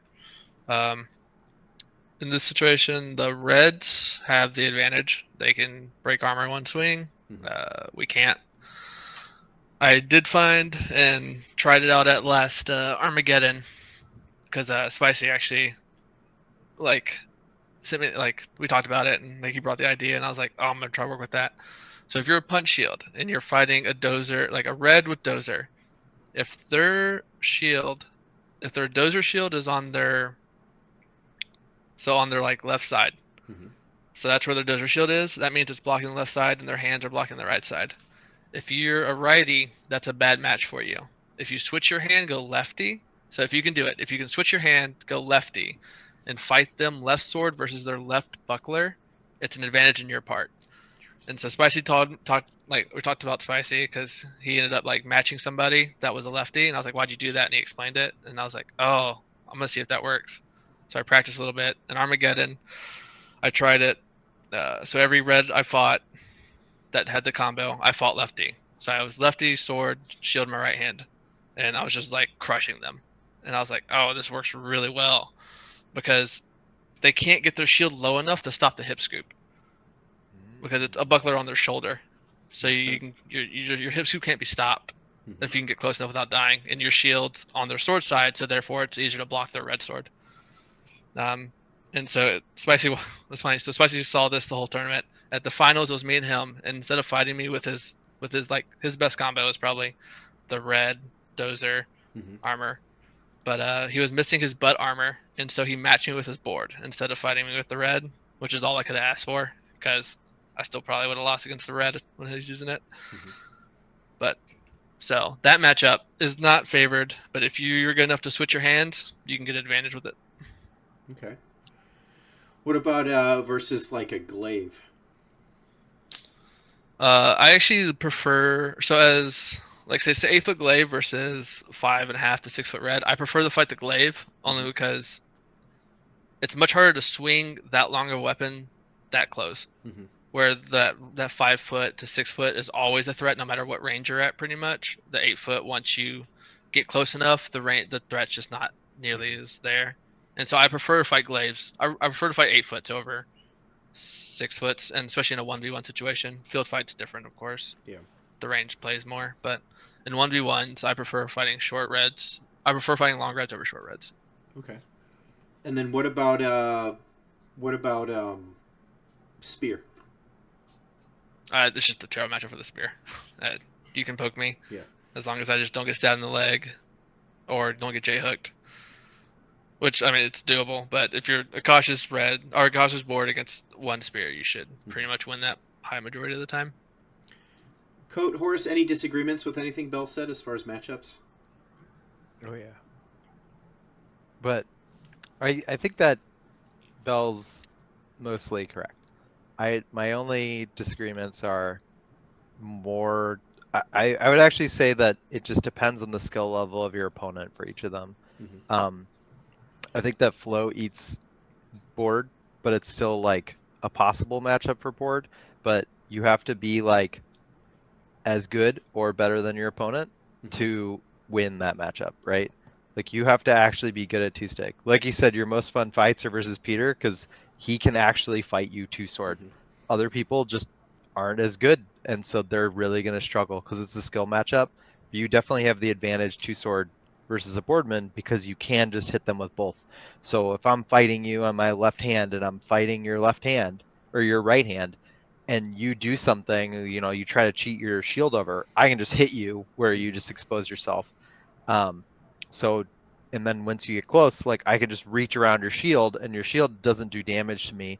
If you hit me with your shield, I just eat it and hit you.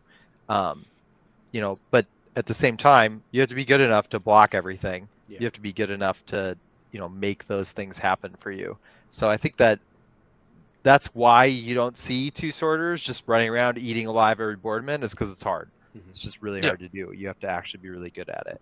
And that's where I'd say the other thing is too, is with spear, you have to actually be really good at it.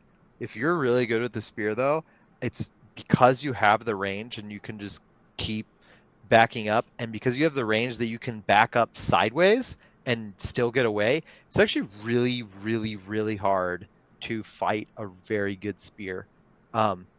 You can do it still. It's actually easier on a field where you can get like a running start, but you basically, my experience was that I had like a 50-50 shot of killing the spearmen. Like I either blocked their stab off of their fake, or I got stabbed in the leg or stabbed in the hip and died.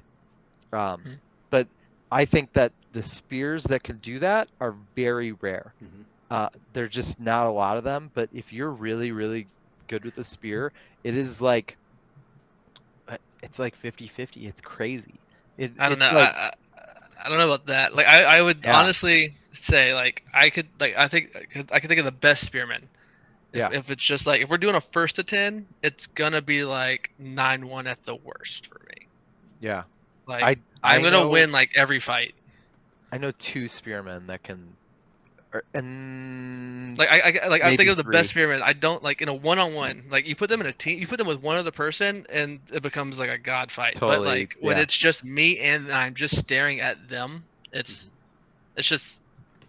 I'm not saying they won't beat a lot of people, but for Yeah. me personally, it's just Sure. it should be like my win every time. You're really, really good. I don't doubt you. It was just that was my experience. Those people don't fight with the spear as often as they did then, but that's what I was also going to say then, is that if you have a glaive that is weighted similar to a spear, 24 ounces, I mean, Glass has one of these glaives. It's ridiculous. So does Himmel, and they're the 2 spearmen that can do it. It's like the most fucking unbelievable bullshit thing ever. When they're Those on a guys are field, nasty. it's nasty. It's even nastier because you just can't do anything to them if they Yeah. have teammates that help them. But even then, like one-on-one, I've seen them win one-on-ones versus everyone. Like they've won one-on-ones versus me like all the time. It's so good. It's unbelievably good. No, I agree with that. Like I wasn't saying that I would Yeah. beat the glaive 1-on-1 most of the time. I'm saying if I had to choose between the really good 6-foots I know and the really good 8-foots, I'd rather fight the 8-foot. Oh, I agree sure, with that. sure. I agree with that. Like between the 2, I'd rather fight the 8. Mhm. They're both really hard fights still. But if Yeah. I can get in on the 8, it's easier than if I can get in on the 6. That's all. That's the I- difference. I think that that's where my disagreement is. I'd actually just rather fight the 6 still. The I agree with Horus on the 2-stick thing. I think that there's a sliding scale. If you I guess I agree with both of you in a sense. So like if we take all skill level being equal, if the skill level of both fighters is low, the sword and board is going to have the advantage over the 2-stick. If the skill level of both fighters is really high, I think 2-stick is at an advantage. Again, skill levels being equal, but both really high, 2-stick is going to be at an advantage there. It's like this kind of scale where it like starts here and like sword and board's advantage, and as this gets better, this gets worse. Yeah, Like I as agree. the flow gets better, the advantage gets higher. And And it's just because it's just harder. It's so much harder, and that's why. I agree. I think that's a function of Florentine in and of itself. Is just the skill gap on Florentine. You have to be good to be a good flow fighter. Mm-hmm. You can kind of not be great and still be all right with a sword and board. There's agreed. a lot of forgiveness. I think that's one of the big draws for new people picking up sword and board is that it just has such a high floor, relative to the other styles. Mm-hmm. But I would agree, it does depend on your opponent's skill, and sword and board doesn't really have a bad matchup Mhm. in general, right? Like it's never super No. skewed Yeah. against sword and board. It's always solid. I agree. It's probably the most consistent style. So like if I was Definitely. if I was going to step through a portal of some kind and is just going to transmit I know I'm fighting as soon as I step through that portal. I don't know what I'm fighting. I'm grabbing a sword and board. Like that's what I'm going to bring with me in the absence of just about anything else. Because I if I don't have the information, because I know there's not going to be any matchup where I'm like, oh well, I'm fucked. Now, a style that I think is actually pretty good against sword and board, it's kind of like flow, but less punishing, is down stick and single. Yeah. Like the down stack, the Mhm. down spears, like an amp guard down spear and like a single sword. I think that's actually really solid against flow or agree. sword and board, because like that little down pop to legs, Mm-hmm. it's not hard. It's very threatening, and as long as you go with your like sword. So it's like flow in the sense where it's like skill dependent, but I Yeah. think less Mhm. so at the same time. I agree, because it's still a threat, even if they're like Not the okay. greatest at it, Yeah. but like Yeah, they're okay. That's still a threat that you got to watch out for. And I yeah, think and that they're really going to annoying. yeah, Super annoying. and I think in Amp Guard that's a better threat too, because there's no like I don't have to stab it. It's the little tiny pop, almost frustratingly so, is still valid against my leg at that point. I think if you're good at that too in Belgarth, it's actually even better with a down spear, just because people are not as experienced at fighting it. So if you're fighting somebody that's really good, maybe their Bell, they've done a bunch of Amp Guard, probably not as good. But if you're fighting just your average fighter, it's actually like horrific, because you probably haven't been Just hit punch by a people. money a bunch of times. Just Yeah, and like maybe you've seen somebody throw it, but you expect them to have to get close, and then they're just running at you, and you're like right in their hip pocket, and they have no idea. Like I you start was overcorrecting, getting hit in the shoulder. at Geddon this year. Somebody was doing a Knight's Trial, and it was one of those where they have to beat every person that they have to beat it once. And so I think it was Shimazu was like, Tanny, use a down stick, and I'm like, Yeah. don't be an asshole. And he's like, use a down stick. And I'm like, okay. So I use a down stick, and I don't know how long I was fighting this poor guy, because he had to match me too. So he was using a down stick, and he'd never used one before. And I was just killing this guy over and over and over again, because he had zero experience. Were you just fighting with just one down stick? Down stick and a single. Okay. But he I was like, had- that's evil. He had zero experience fighting against them and fighting with them. And to your point, it's just people don't use that in Bell a lot. Yeah. And so it got to the point where like they were having to coach him on how to beat me and stuff, just because he had so little experience fighting against it. Shimazu's is exactly what I was thinking of too. He was just eating people alive because they just had no idea what to do. And even if they were good, like it puts you into this kind of like impossible. It's the same reason that people use the long down sticks with their board, except that it feels like it has a better defense. No, Amp's very huge on down stick. It's regional. It's regional dependent, but there are some regions where you'll see a ton of them on the field. when we're talking about downstick, this person might be. When we're talking about downstick, we're talking about just one long stick, no board. So not like downstick under a shield. Yeah. Just So like downstick. I got a single short in this hand, and this hand I'm stabbing at you like this, pocket stabs or flipping around and that kind of stuff. Yeah. And then I think it's also better in Amp Guard because double stabs kill you. Yep. Which is like a lot of people don't think about that, but it's actually a huge rule change. It makes stabbing so much better in Amp Guard than it is in Belagarth dagger here. Double stabs kill. What do you like to the leg? Not to So the leg. like two stab limbs kill you in Amp Guard. Oh, got it. It doesn't kill you. It doesn't kill you in Belagarth. No, So that- like getting stabbed in the leg is less. You're like, okay, that's fine, whatever. You can still slash me. I can still fight. Yeah. Where like two stab limbs in Amp Guard kill you, Mhm. which I think it makes stabs better. Yep, I agree. I was gonna say something, I forgot it. Let me see if I remember it. I forgot it. It's gone. What were you saying? You were saying down stick. What were you saying, Double Horus? You were stabs. saying something. Stabs. We explained the difference. We explained that like amp down stick is just one long stick, not short Yeah. shield. It's gone. Mhm. Completely gone. Yeah, man. Stabs counted towards limbs. That'd be It just makes crazy. them better. It makes them so much better. Yeah. I think Very strong. another reason why it's not as popular in Belgarth is that like the weight minimums. Yeah. It makes it really really tricky to do a lot of the stuff that I've seen the Amped Guardians do. Oh, for sure. Like I've tried to do it, but like it's just not as threatening when it's just a spear, you know, like a Yeah. 5-foot spear or something. It's still good just because nobody knows what you're doing. But yeah, fighting it's super frustrating getting through 2 different ranges, and it's tricky. There was a guy when I started that this wouldn't work anymore, but he would fight with a javelin and they would pummel him in his left hand and he'd stab you in the legs, and then he'd fight with his flail in the other hand. And then he would stab at your legs or stab you in the hip pocket when you tried to rush him. And then when you would bend over to block it, he'd smack you in the shoulder with his flail. It was really frustrating to fight. I think It that would was still really work, good at it. actually. Yeah. I'm not seeing a problem.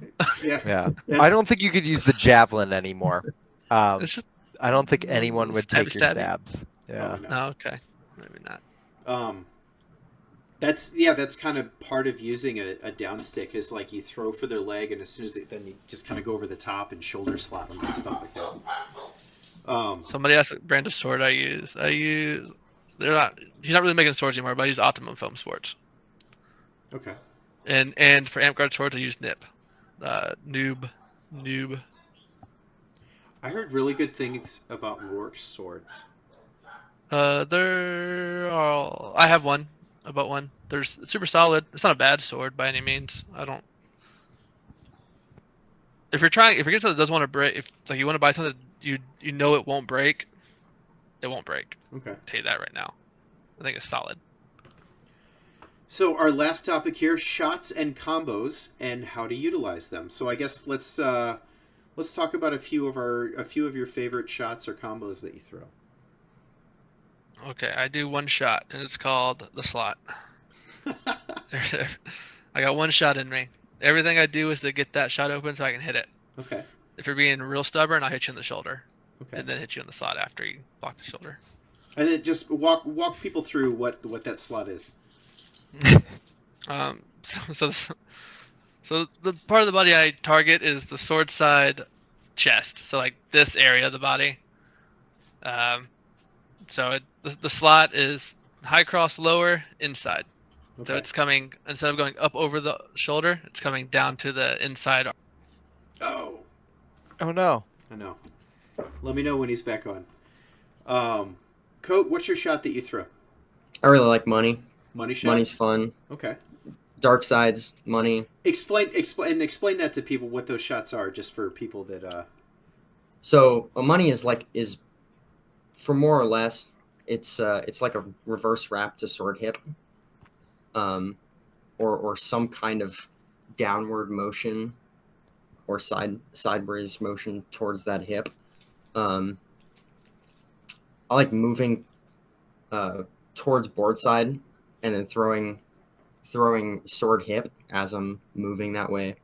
I find a lot of success with that. Okay. Okay. He's back. He's back. And then All right. once they get wise to that, then I fake that and just throw board shoulder. Okay. So Belle, you were saying, we lost you on the stream. You were saying that you throw an inside shot to the chest. Chest, yeah. So it's inside. So it's over and up.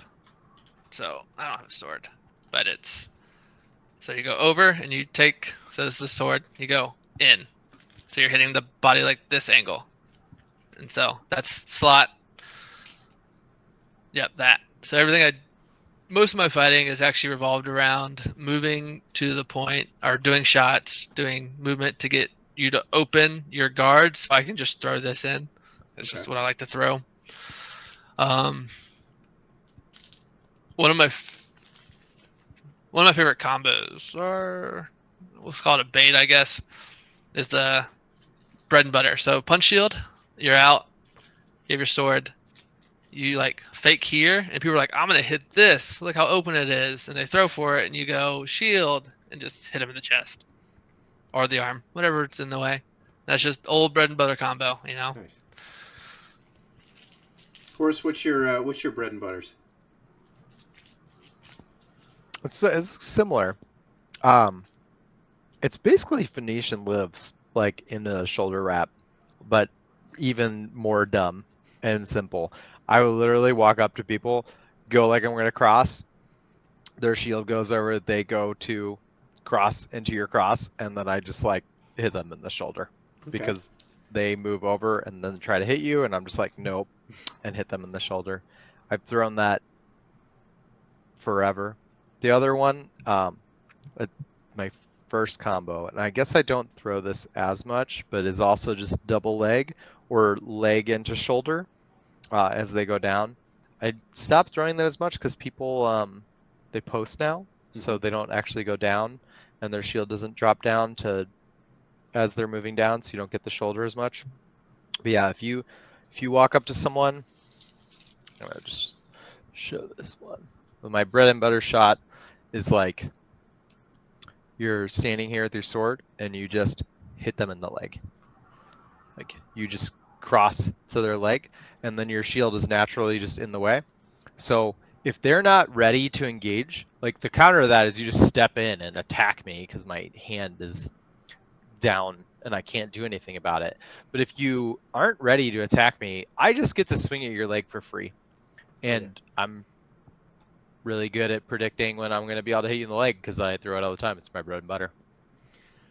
I do a shot similar to that. So like if I try something, I usually don't start with it, but if I try something and I get nowhere, as we're kind of backing out, I'll throw to the leg, and whether or not I get it, I'll turn it into a wrap into the shoulder, and a lot of times it works as like an extended pump fake. That's another one I throw a lot. I throw a lot of pump fakes, so I'll where you just kind of pump down and then wrap the shoulder. And basically, I might pump multiple times or like get real move my hand around a whole bunch, and just trying to get them to move that shield. And as soon as that shield goes, I'll take the shoulder. I throw a shot. Well, there's one named after me, which is now my dead name, but it's called the Charles. Okay. Which it's where you kind of peek your. It works really well with the strap. You peek your shoulder out a little bit, and depending upon the tier of fighter, like if you're fighting a new player, you can just start with. You can just start the fight out with your board like down and just kind of like, hey, look. And so they throw for it, and as soon as they throw for it, your shield comes up, and your sword just takes them right in the arm. Mm-hmm. Classic. And you can do it really fast, and I know that it's called something else elsewhere, but in the St. Louis area, we definitely call it the Charles still. Every shot should have a cool name. Should. That's my philosophy. Also. Yeah. I like to throw the Uncle James. So like. Uncle James is you step left, you tie up their sword with yours, like you just basically push with your sword, and then step right and hit the shoulder. And that works. I mean, that works when you're single sword. That works on everybody. A lot of times, it's a great. Funny enough. Go ahead. Keep going. No, you got. Keep going. It's a great shot in a field battle because people stop using their minds a lot of times in field battle, so you can just step, and that little lateral move changes all the math, and they just don't expect it, and you're just like hitting people in the shoulder, and they're just not they just don't understand like why that range change happened, if that makes sense. Mm-hmm. What were you saying, Bill? Oh, so like Horus talking about his bread and butter's legs, and you were like you have a leg shot. I don't like ever throw a leg shot. Mm-hmm. I think it's just because how I said like all my fighting's evolved around getting the slot open. Mm-hmm. If people are legged, they really don't like opening the slot. That makes sense. And it makes it really hard for me to hit them. So unless it's somebody I really respect their feet, I just don't like them most of the time. Yeah. Or it's somebody that I like win a tournament and I don't know who you are. I don't recognize you, so therefore I don't think you're that great. I'm gonna play safe. I'm gonna hit you in the leg. So those are my two leg options. I'm like, you're too good at moving back. So like Belthil. Belthil's backstep is just insane. So we're just gonna stop him from doing it. Start hitting him in the leg. And then you have like newer people like, I don't know you. You might, I don't know. So I don't know what you're gonna do, so I'm just gonna test it. So the first fight's normally like, oh, leg shot. What are you gonna do about it? Nothing. Okay.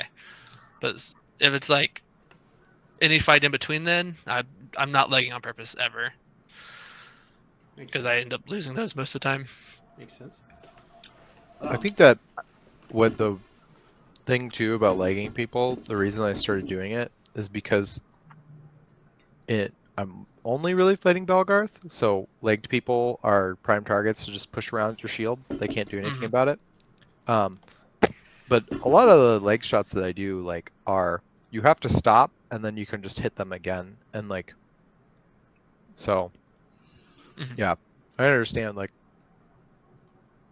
I think it's just a difference in like how you want to fight and how you're approaching it.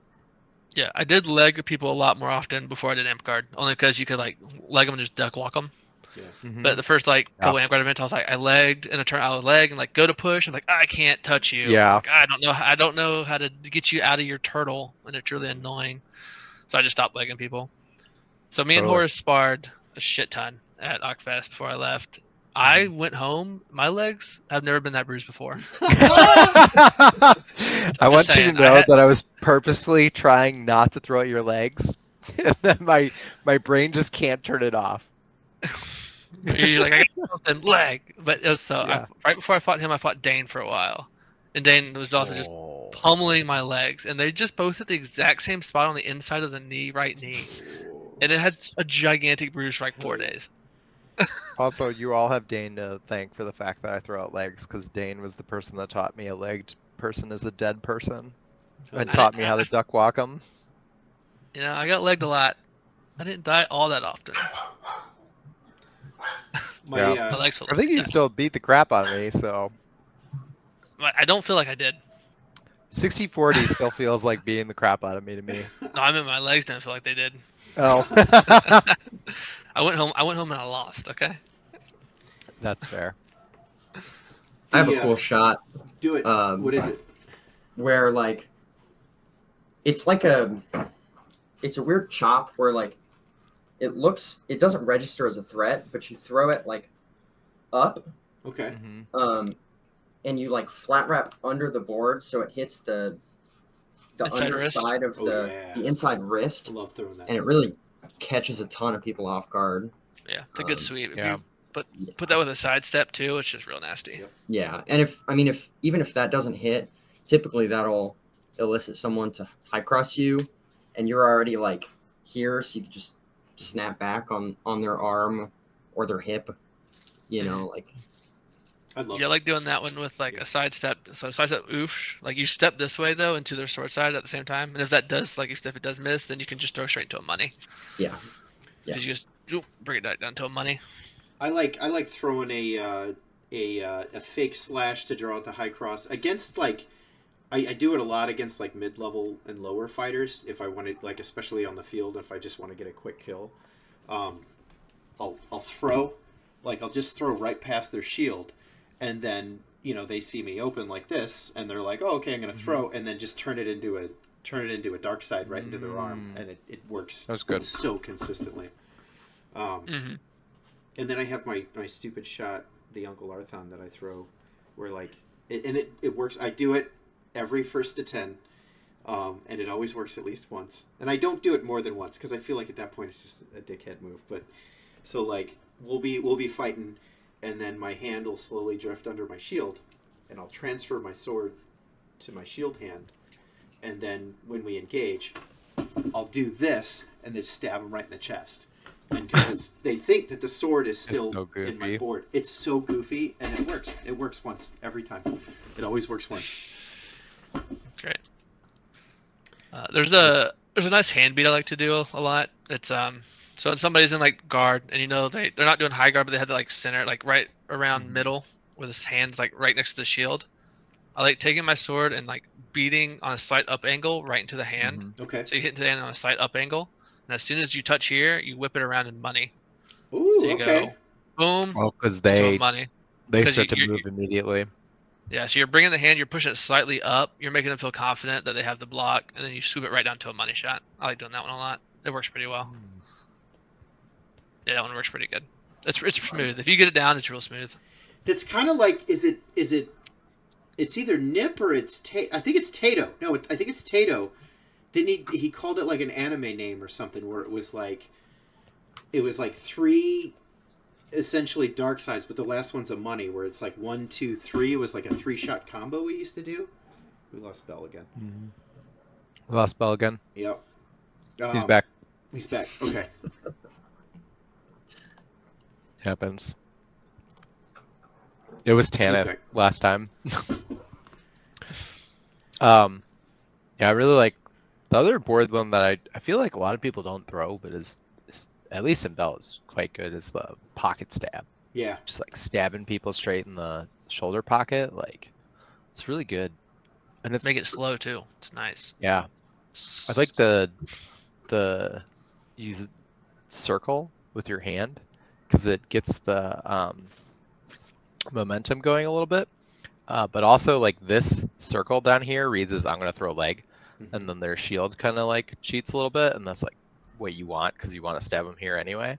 But also, I found when you do the circle, your shot is more accurate, like because you're already like kind of priming your forearm to get ready for it. So then when you do the circle, it's like this really smooth motion into the stab, and then you can throw a lot of stuff from that too. Like if you're up here, then money is like just dropping your arm and your shoulder, and then you can also do this and then just with like a slight change actually throw across too, or do this and then if they block really hard just wrap afterwards. And also this you can fake it too and not throw it and then do all of those things too. It's just really nice little like tech piece to put into your stuff, and people hate getting stabbed by it. So once you like hit somebody with it, like they really don't want to get hit with it again, and they'll overreact to it. Also, especially because it looks like you just like got really bad. That's a shot angle that you can change. A shot angle that you get to, and you can choose like 2 to 3 shots is just fantastic if you have one in your arsenal. I think we're gonna have a Tisco episode coming up soon, and Tisco used to talk about terminal points, where they'd say, you know, you basically can start a shot and then there is a point of no return when you get to that shot. But like, so if you start to throw and you hit the terminal point, you can decide where the shot's going. So you can start throwing and just wait for the last second for them to see what they're doing, and then when it gets here, turn it this way, turn it this way. So yeah, we have we can talk. We're probably going to be talking about terminal points at some point. I love terminal points. Tisco episode. I know. I was doing terminal points. The one that works, like the one I have that's really nasty is so I'll pump here. I'll like pump, and then shoot here, and then from this slot, it's either shoulder or slot, and like those two are what I like. I get patterns. I'm like, I get scared of both eventually, and it's like which one. And whatever one they don't choose is the one I'm going. Oh yeah. But it's the exact same shot until that one point. Even the block's the same. Nice. So it's a really good one for me. There's something Jamie showed me that I pull out of the tool bag occasionally, where it's like you throw something like a starter shot, like at their hand or their board or something. You bring their sword up, you wiggle it in front of their eyes. Not like you're threatening their face, because I kind of think that's a little unethical, but like you just wiggle it in front of their eyes so that they have attention. Their attention is drawn to your sword tip. Then you throw a feint and then throw a real shot at that point. So it's kind of like feint, look at my sword, it's right here, feint, throw. Because their brain does something where it registers that wiggle as the feint. So they expect the feint to be the real shot, and then you throw it, you know, and then you're throwing the successful one. I get something. That makes sense. The only thing you can do to misdirect is good. Yeah. Or my favorite shot though, or my favorite combo. I've been thinking the name for it should be Will Breaker, because you can do it to people even that are bigger than you, but it feels like you shouldn't be able to. Is you can't do it to really big, super strong people. I don't know, maybe you can. I'm gonna try it. So if you can do the chop to the leg, right?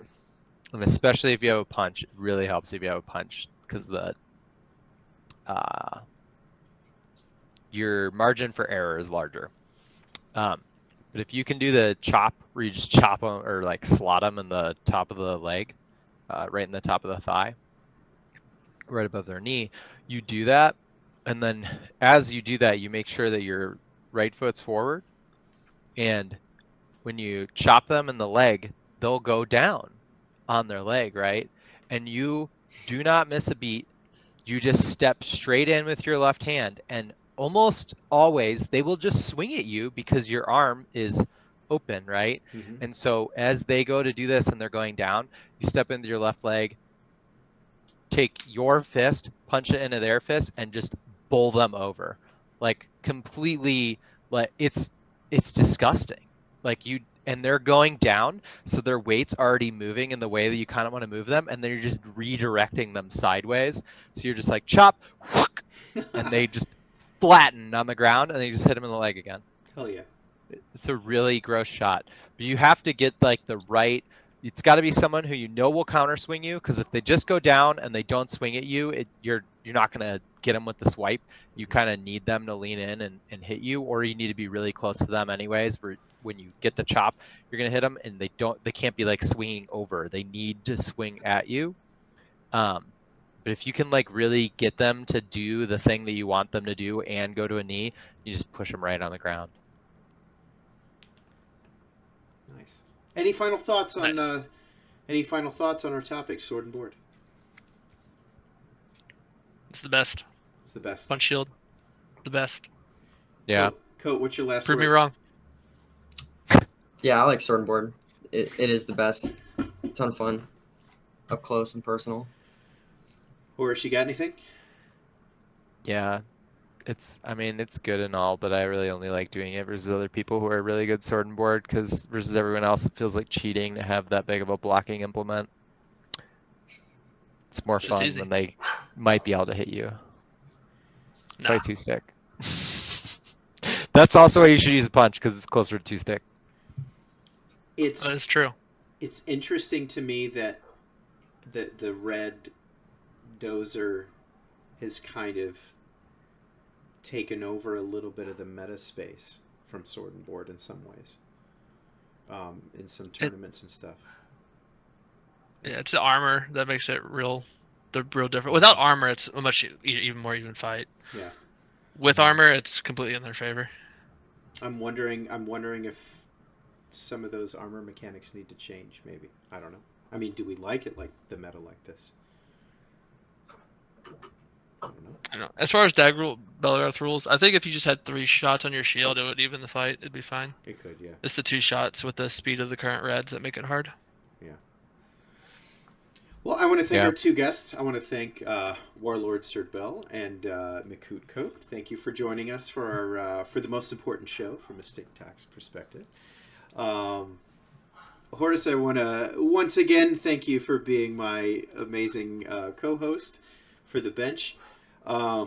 This Sunday, I don't think we're doing recap this Sunday, but I would like to do a recap next Sunday for Winter War. No, I'll be driving home, so we might do. Maybe we'll do a recap in 2 weeks if you're available, and I'll tell you all about Winter War.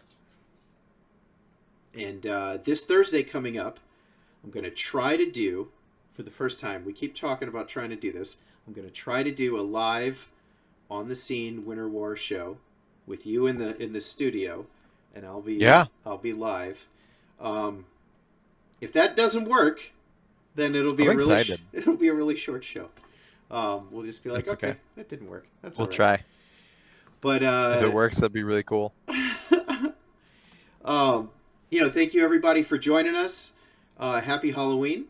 And I've got a Halloween karaoke thing that I've got to get to, so I'm going to skedaddle. And thanks for watching The Bench. See you next time.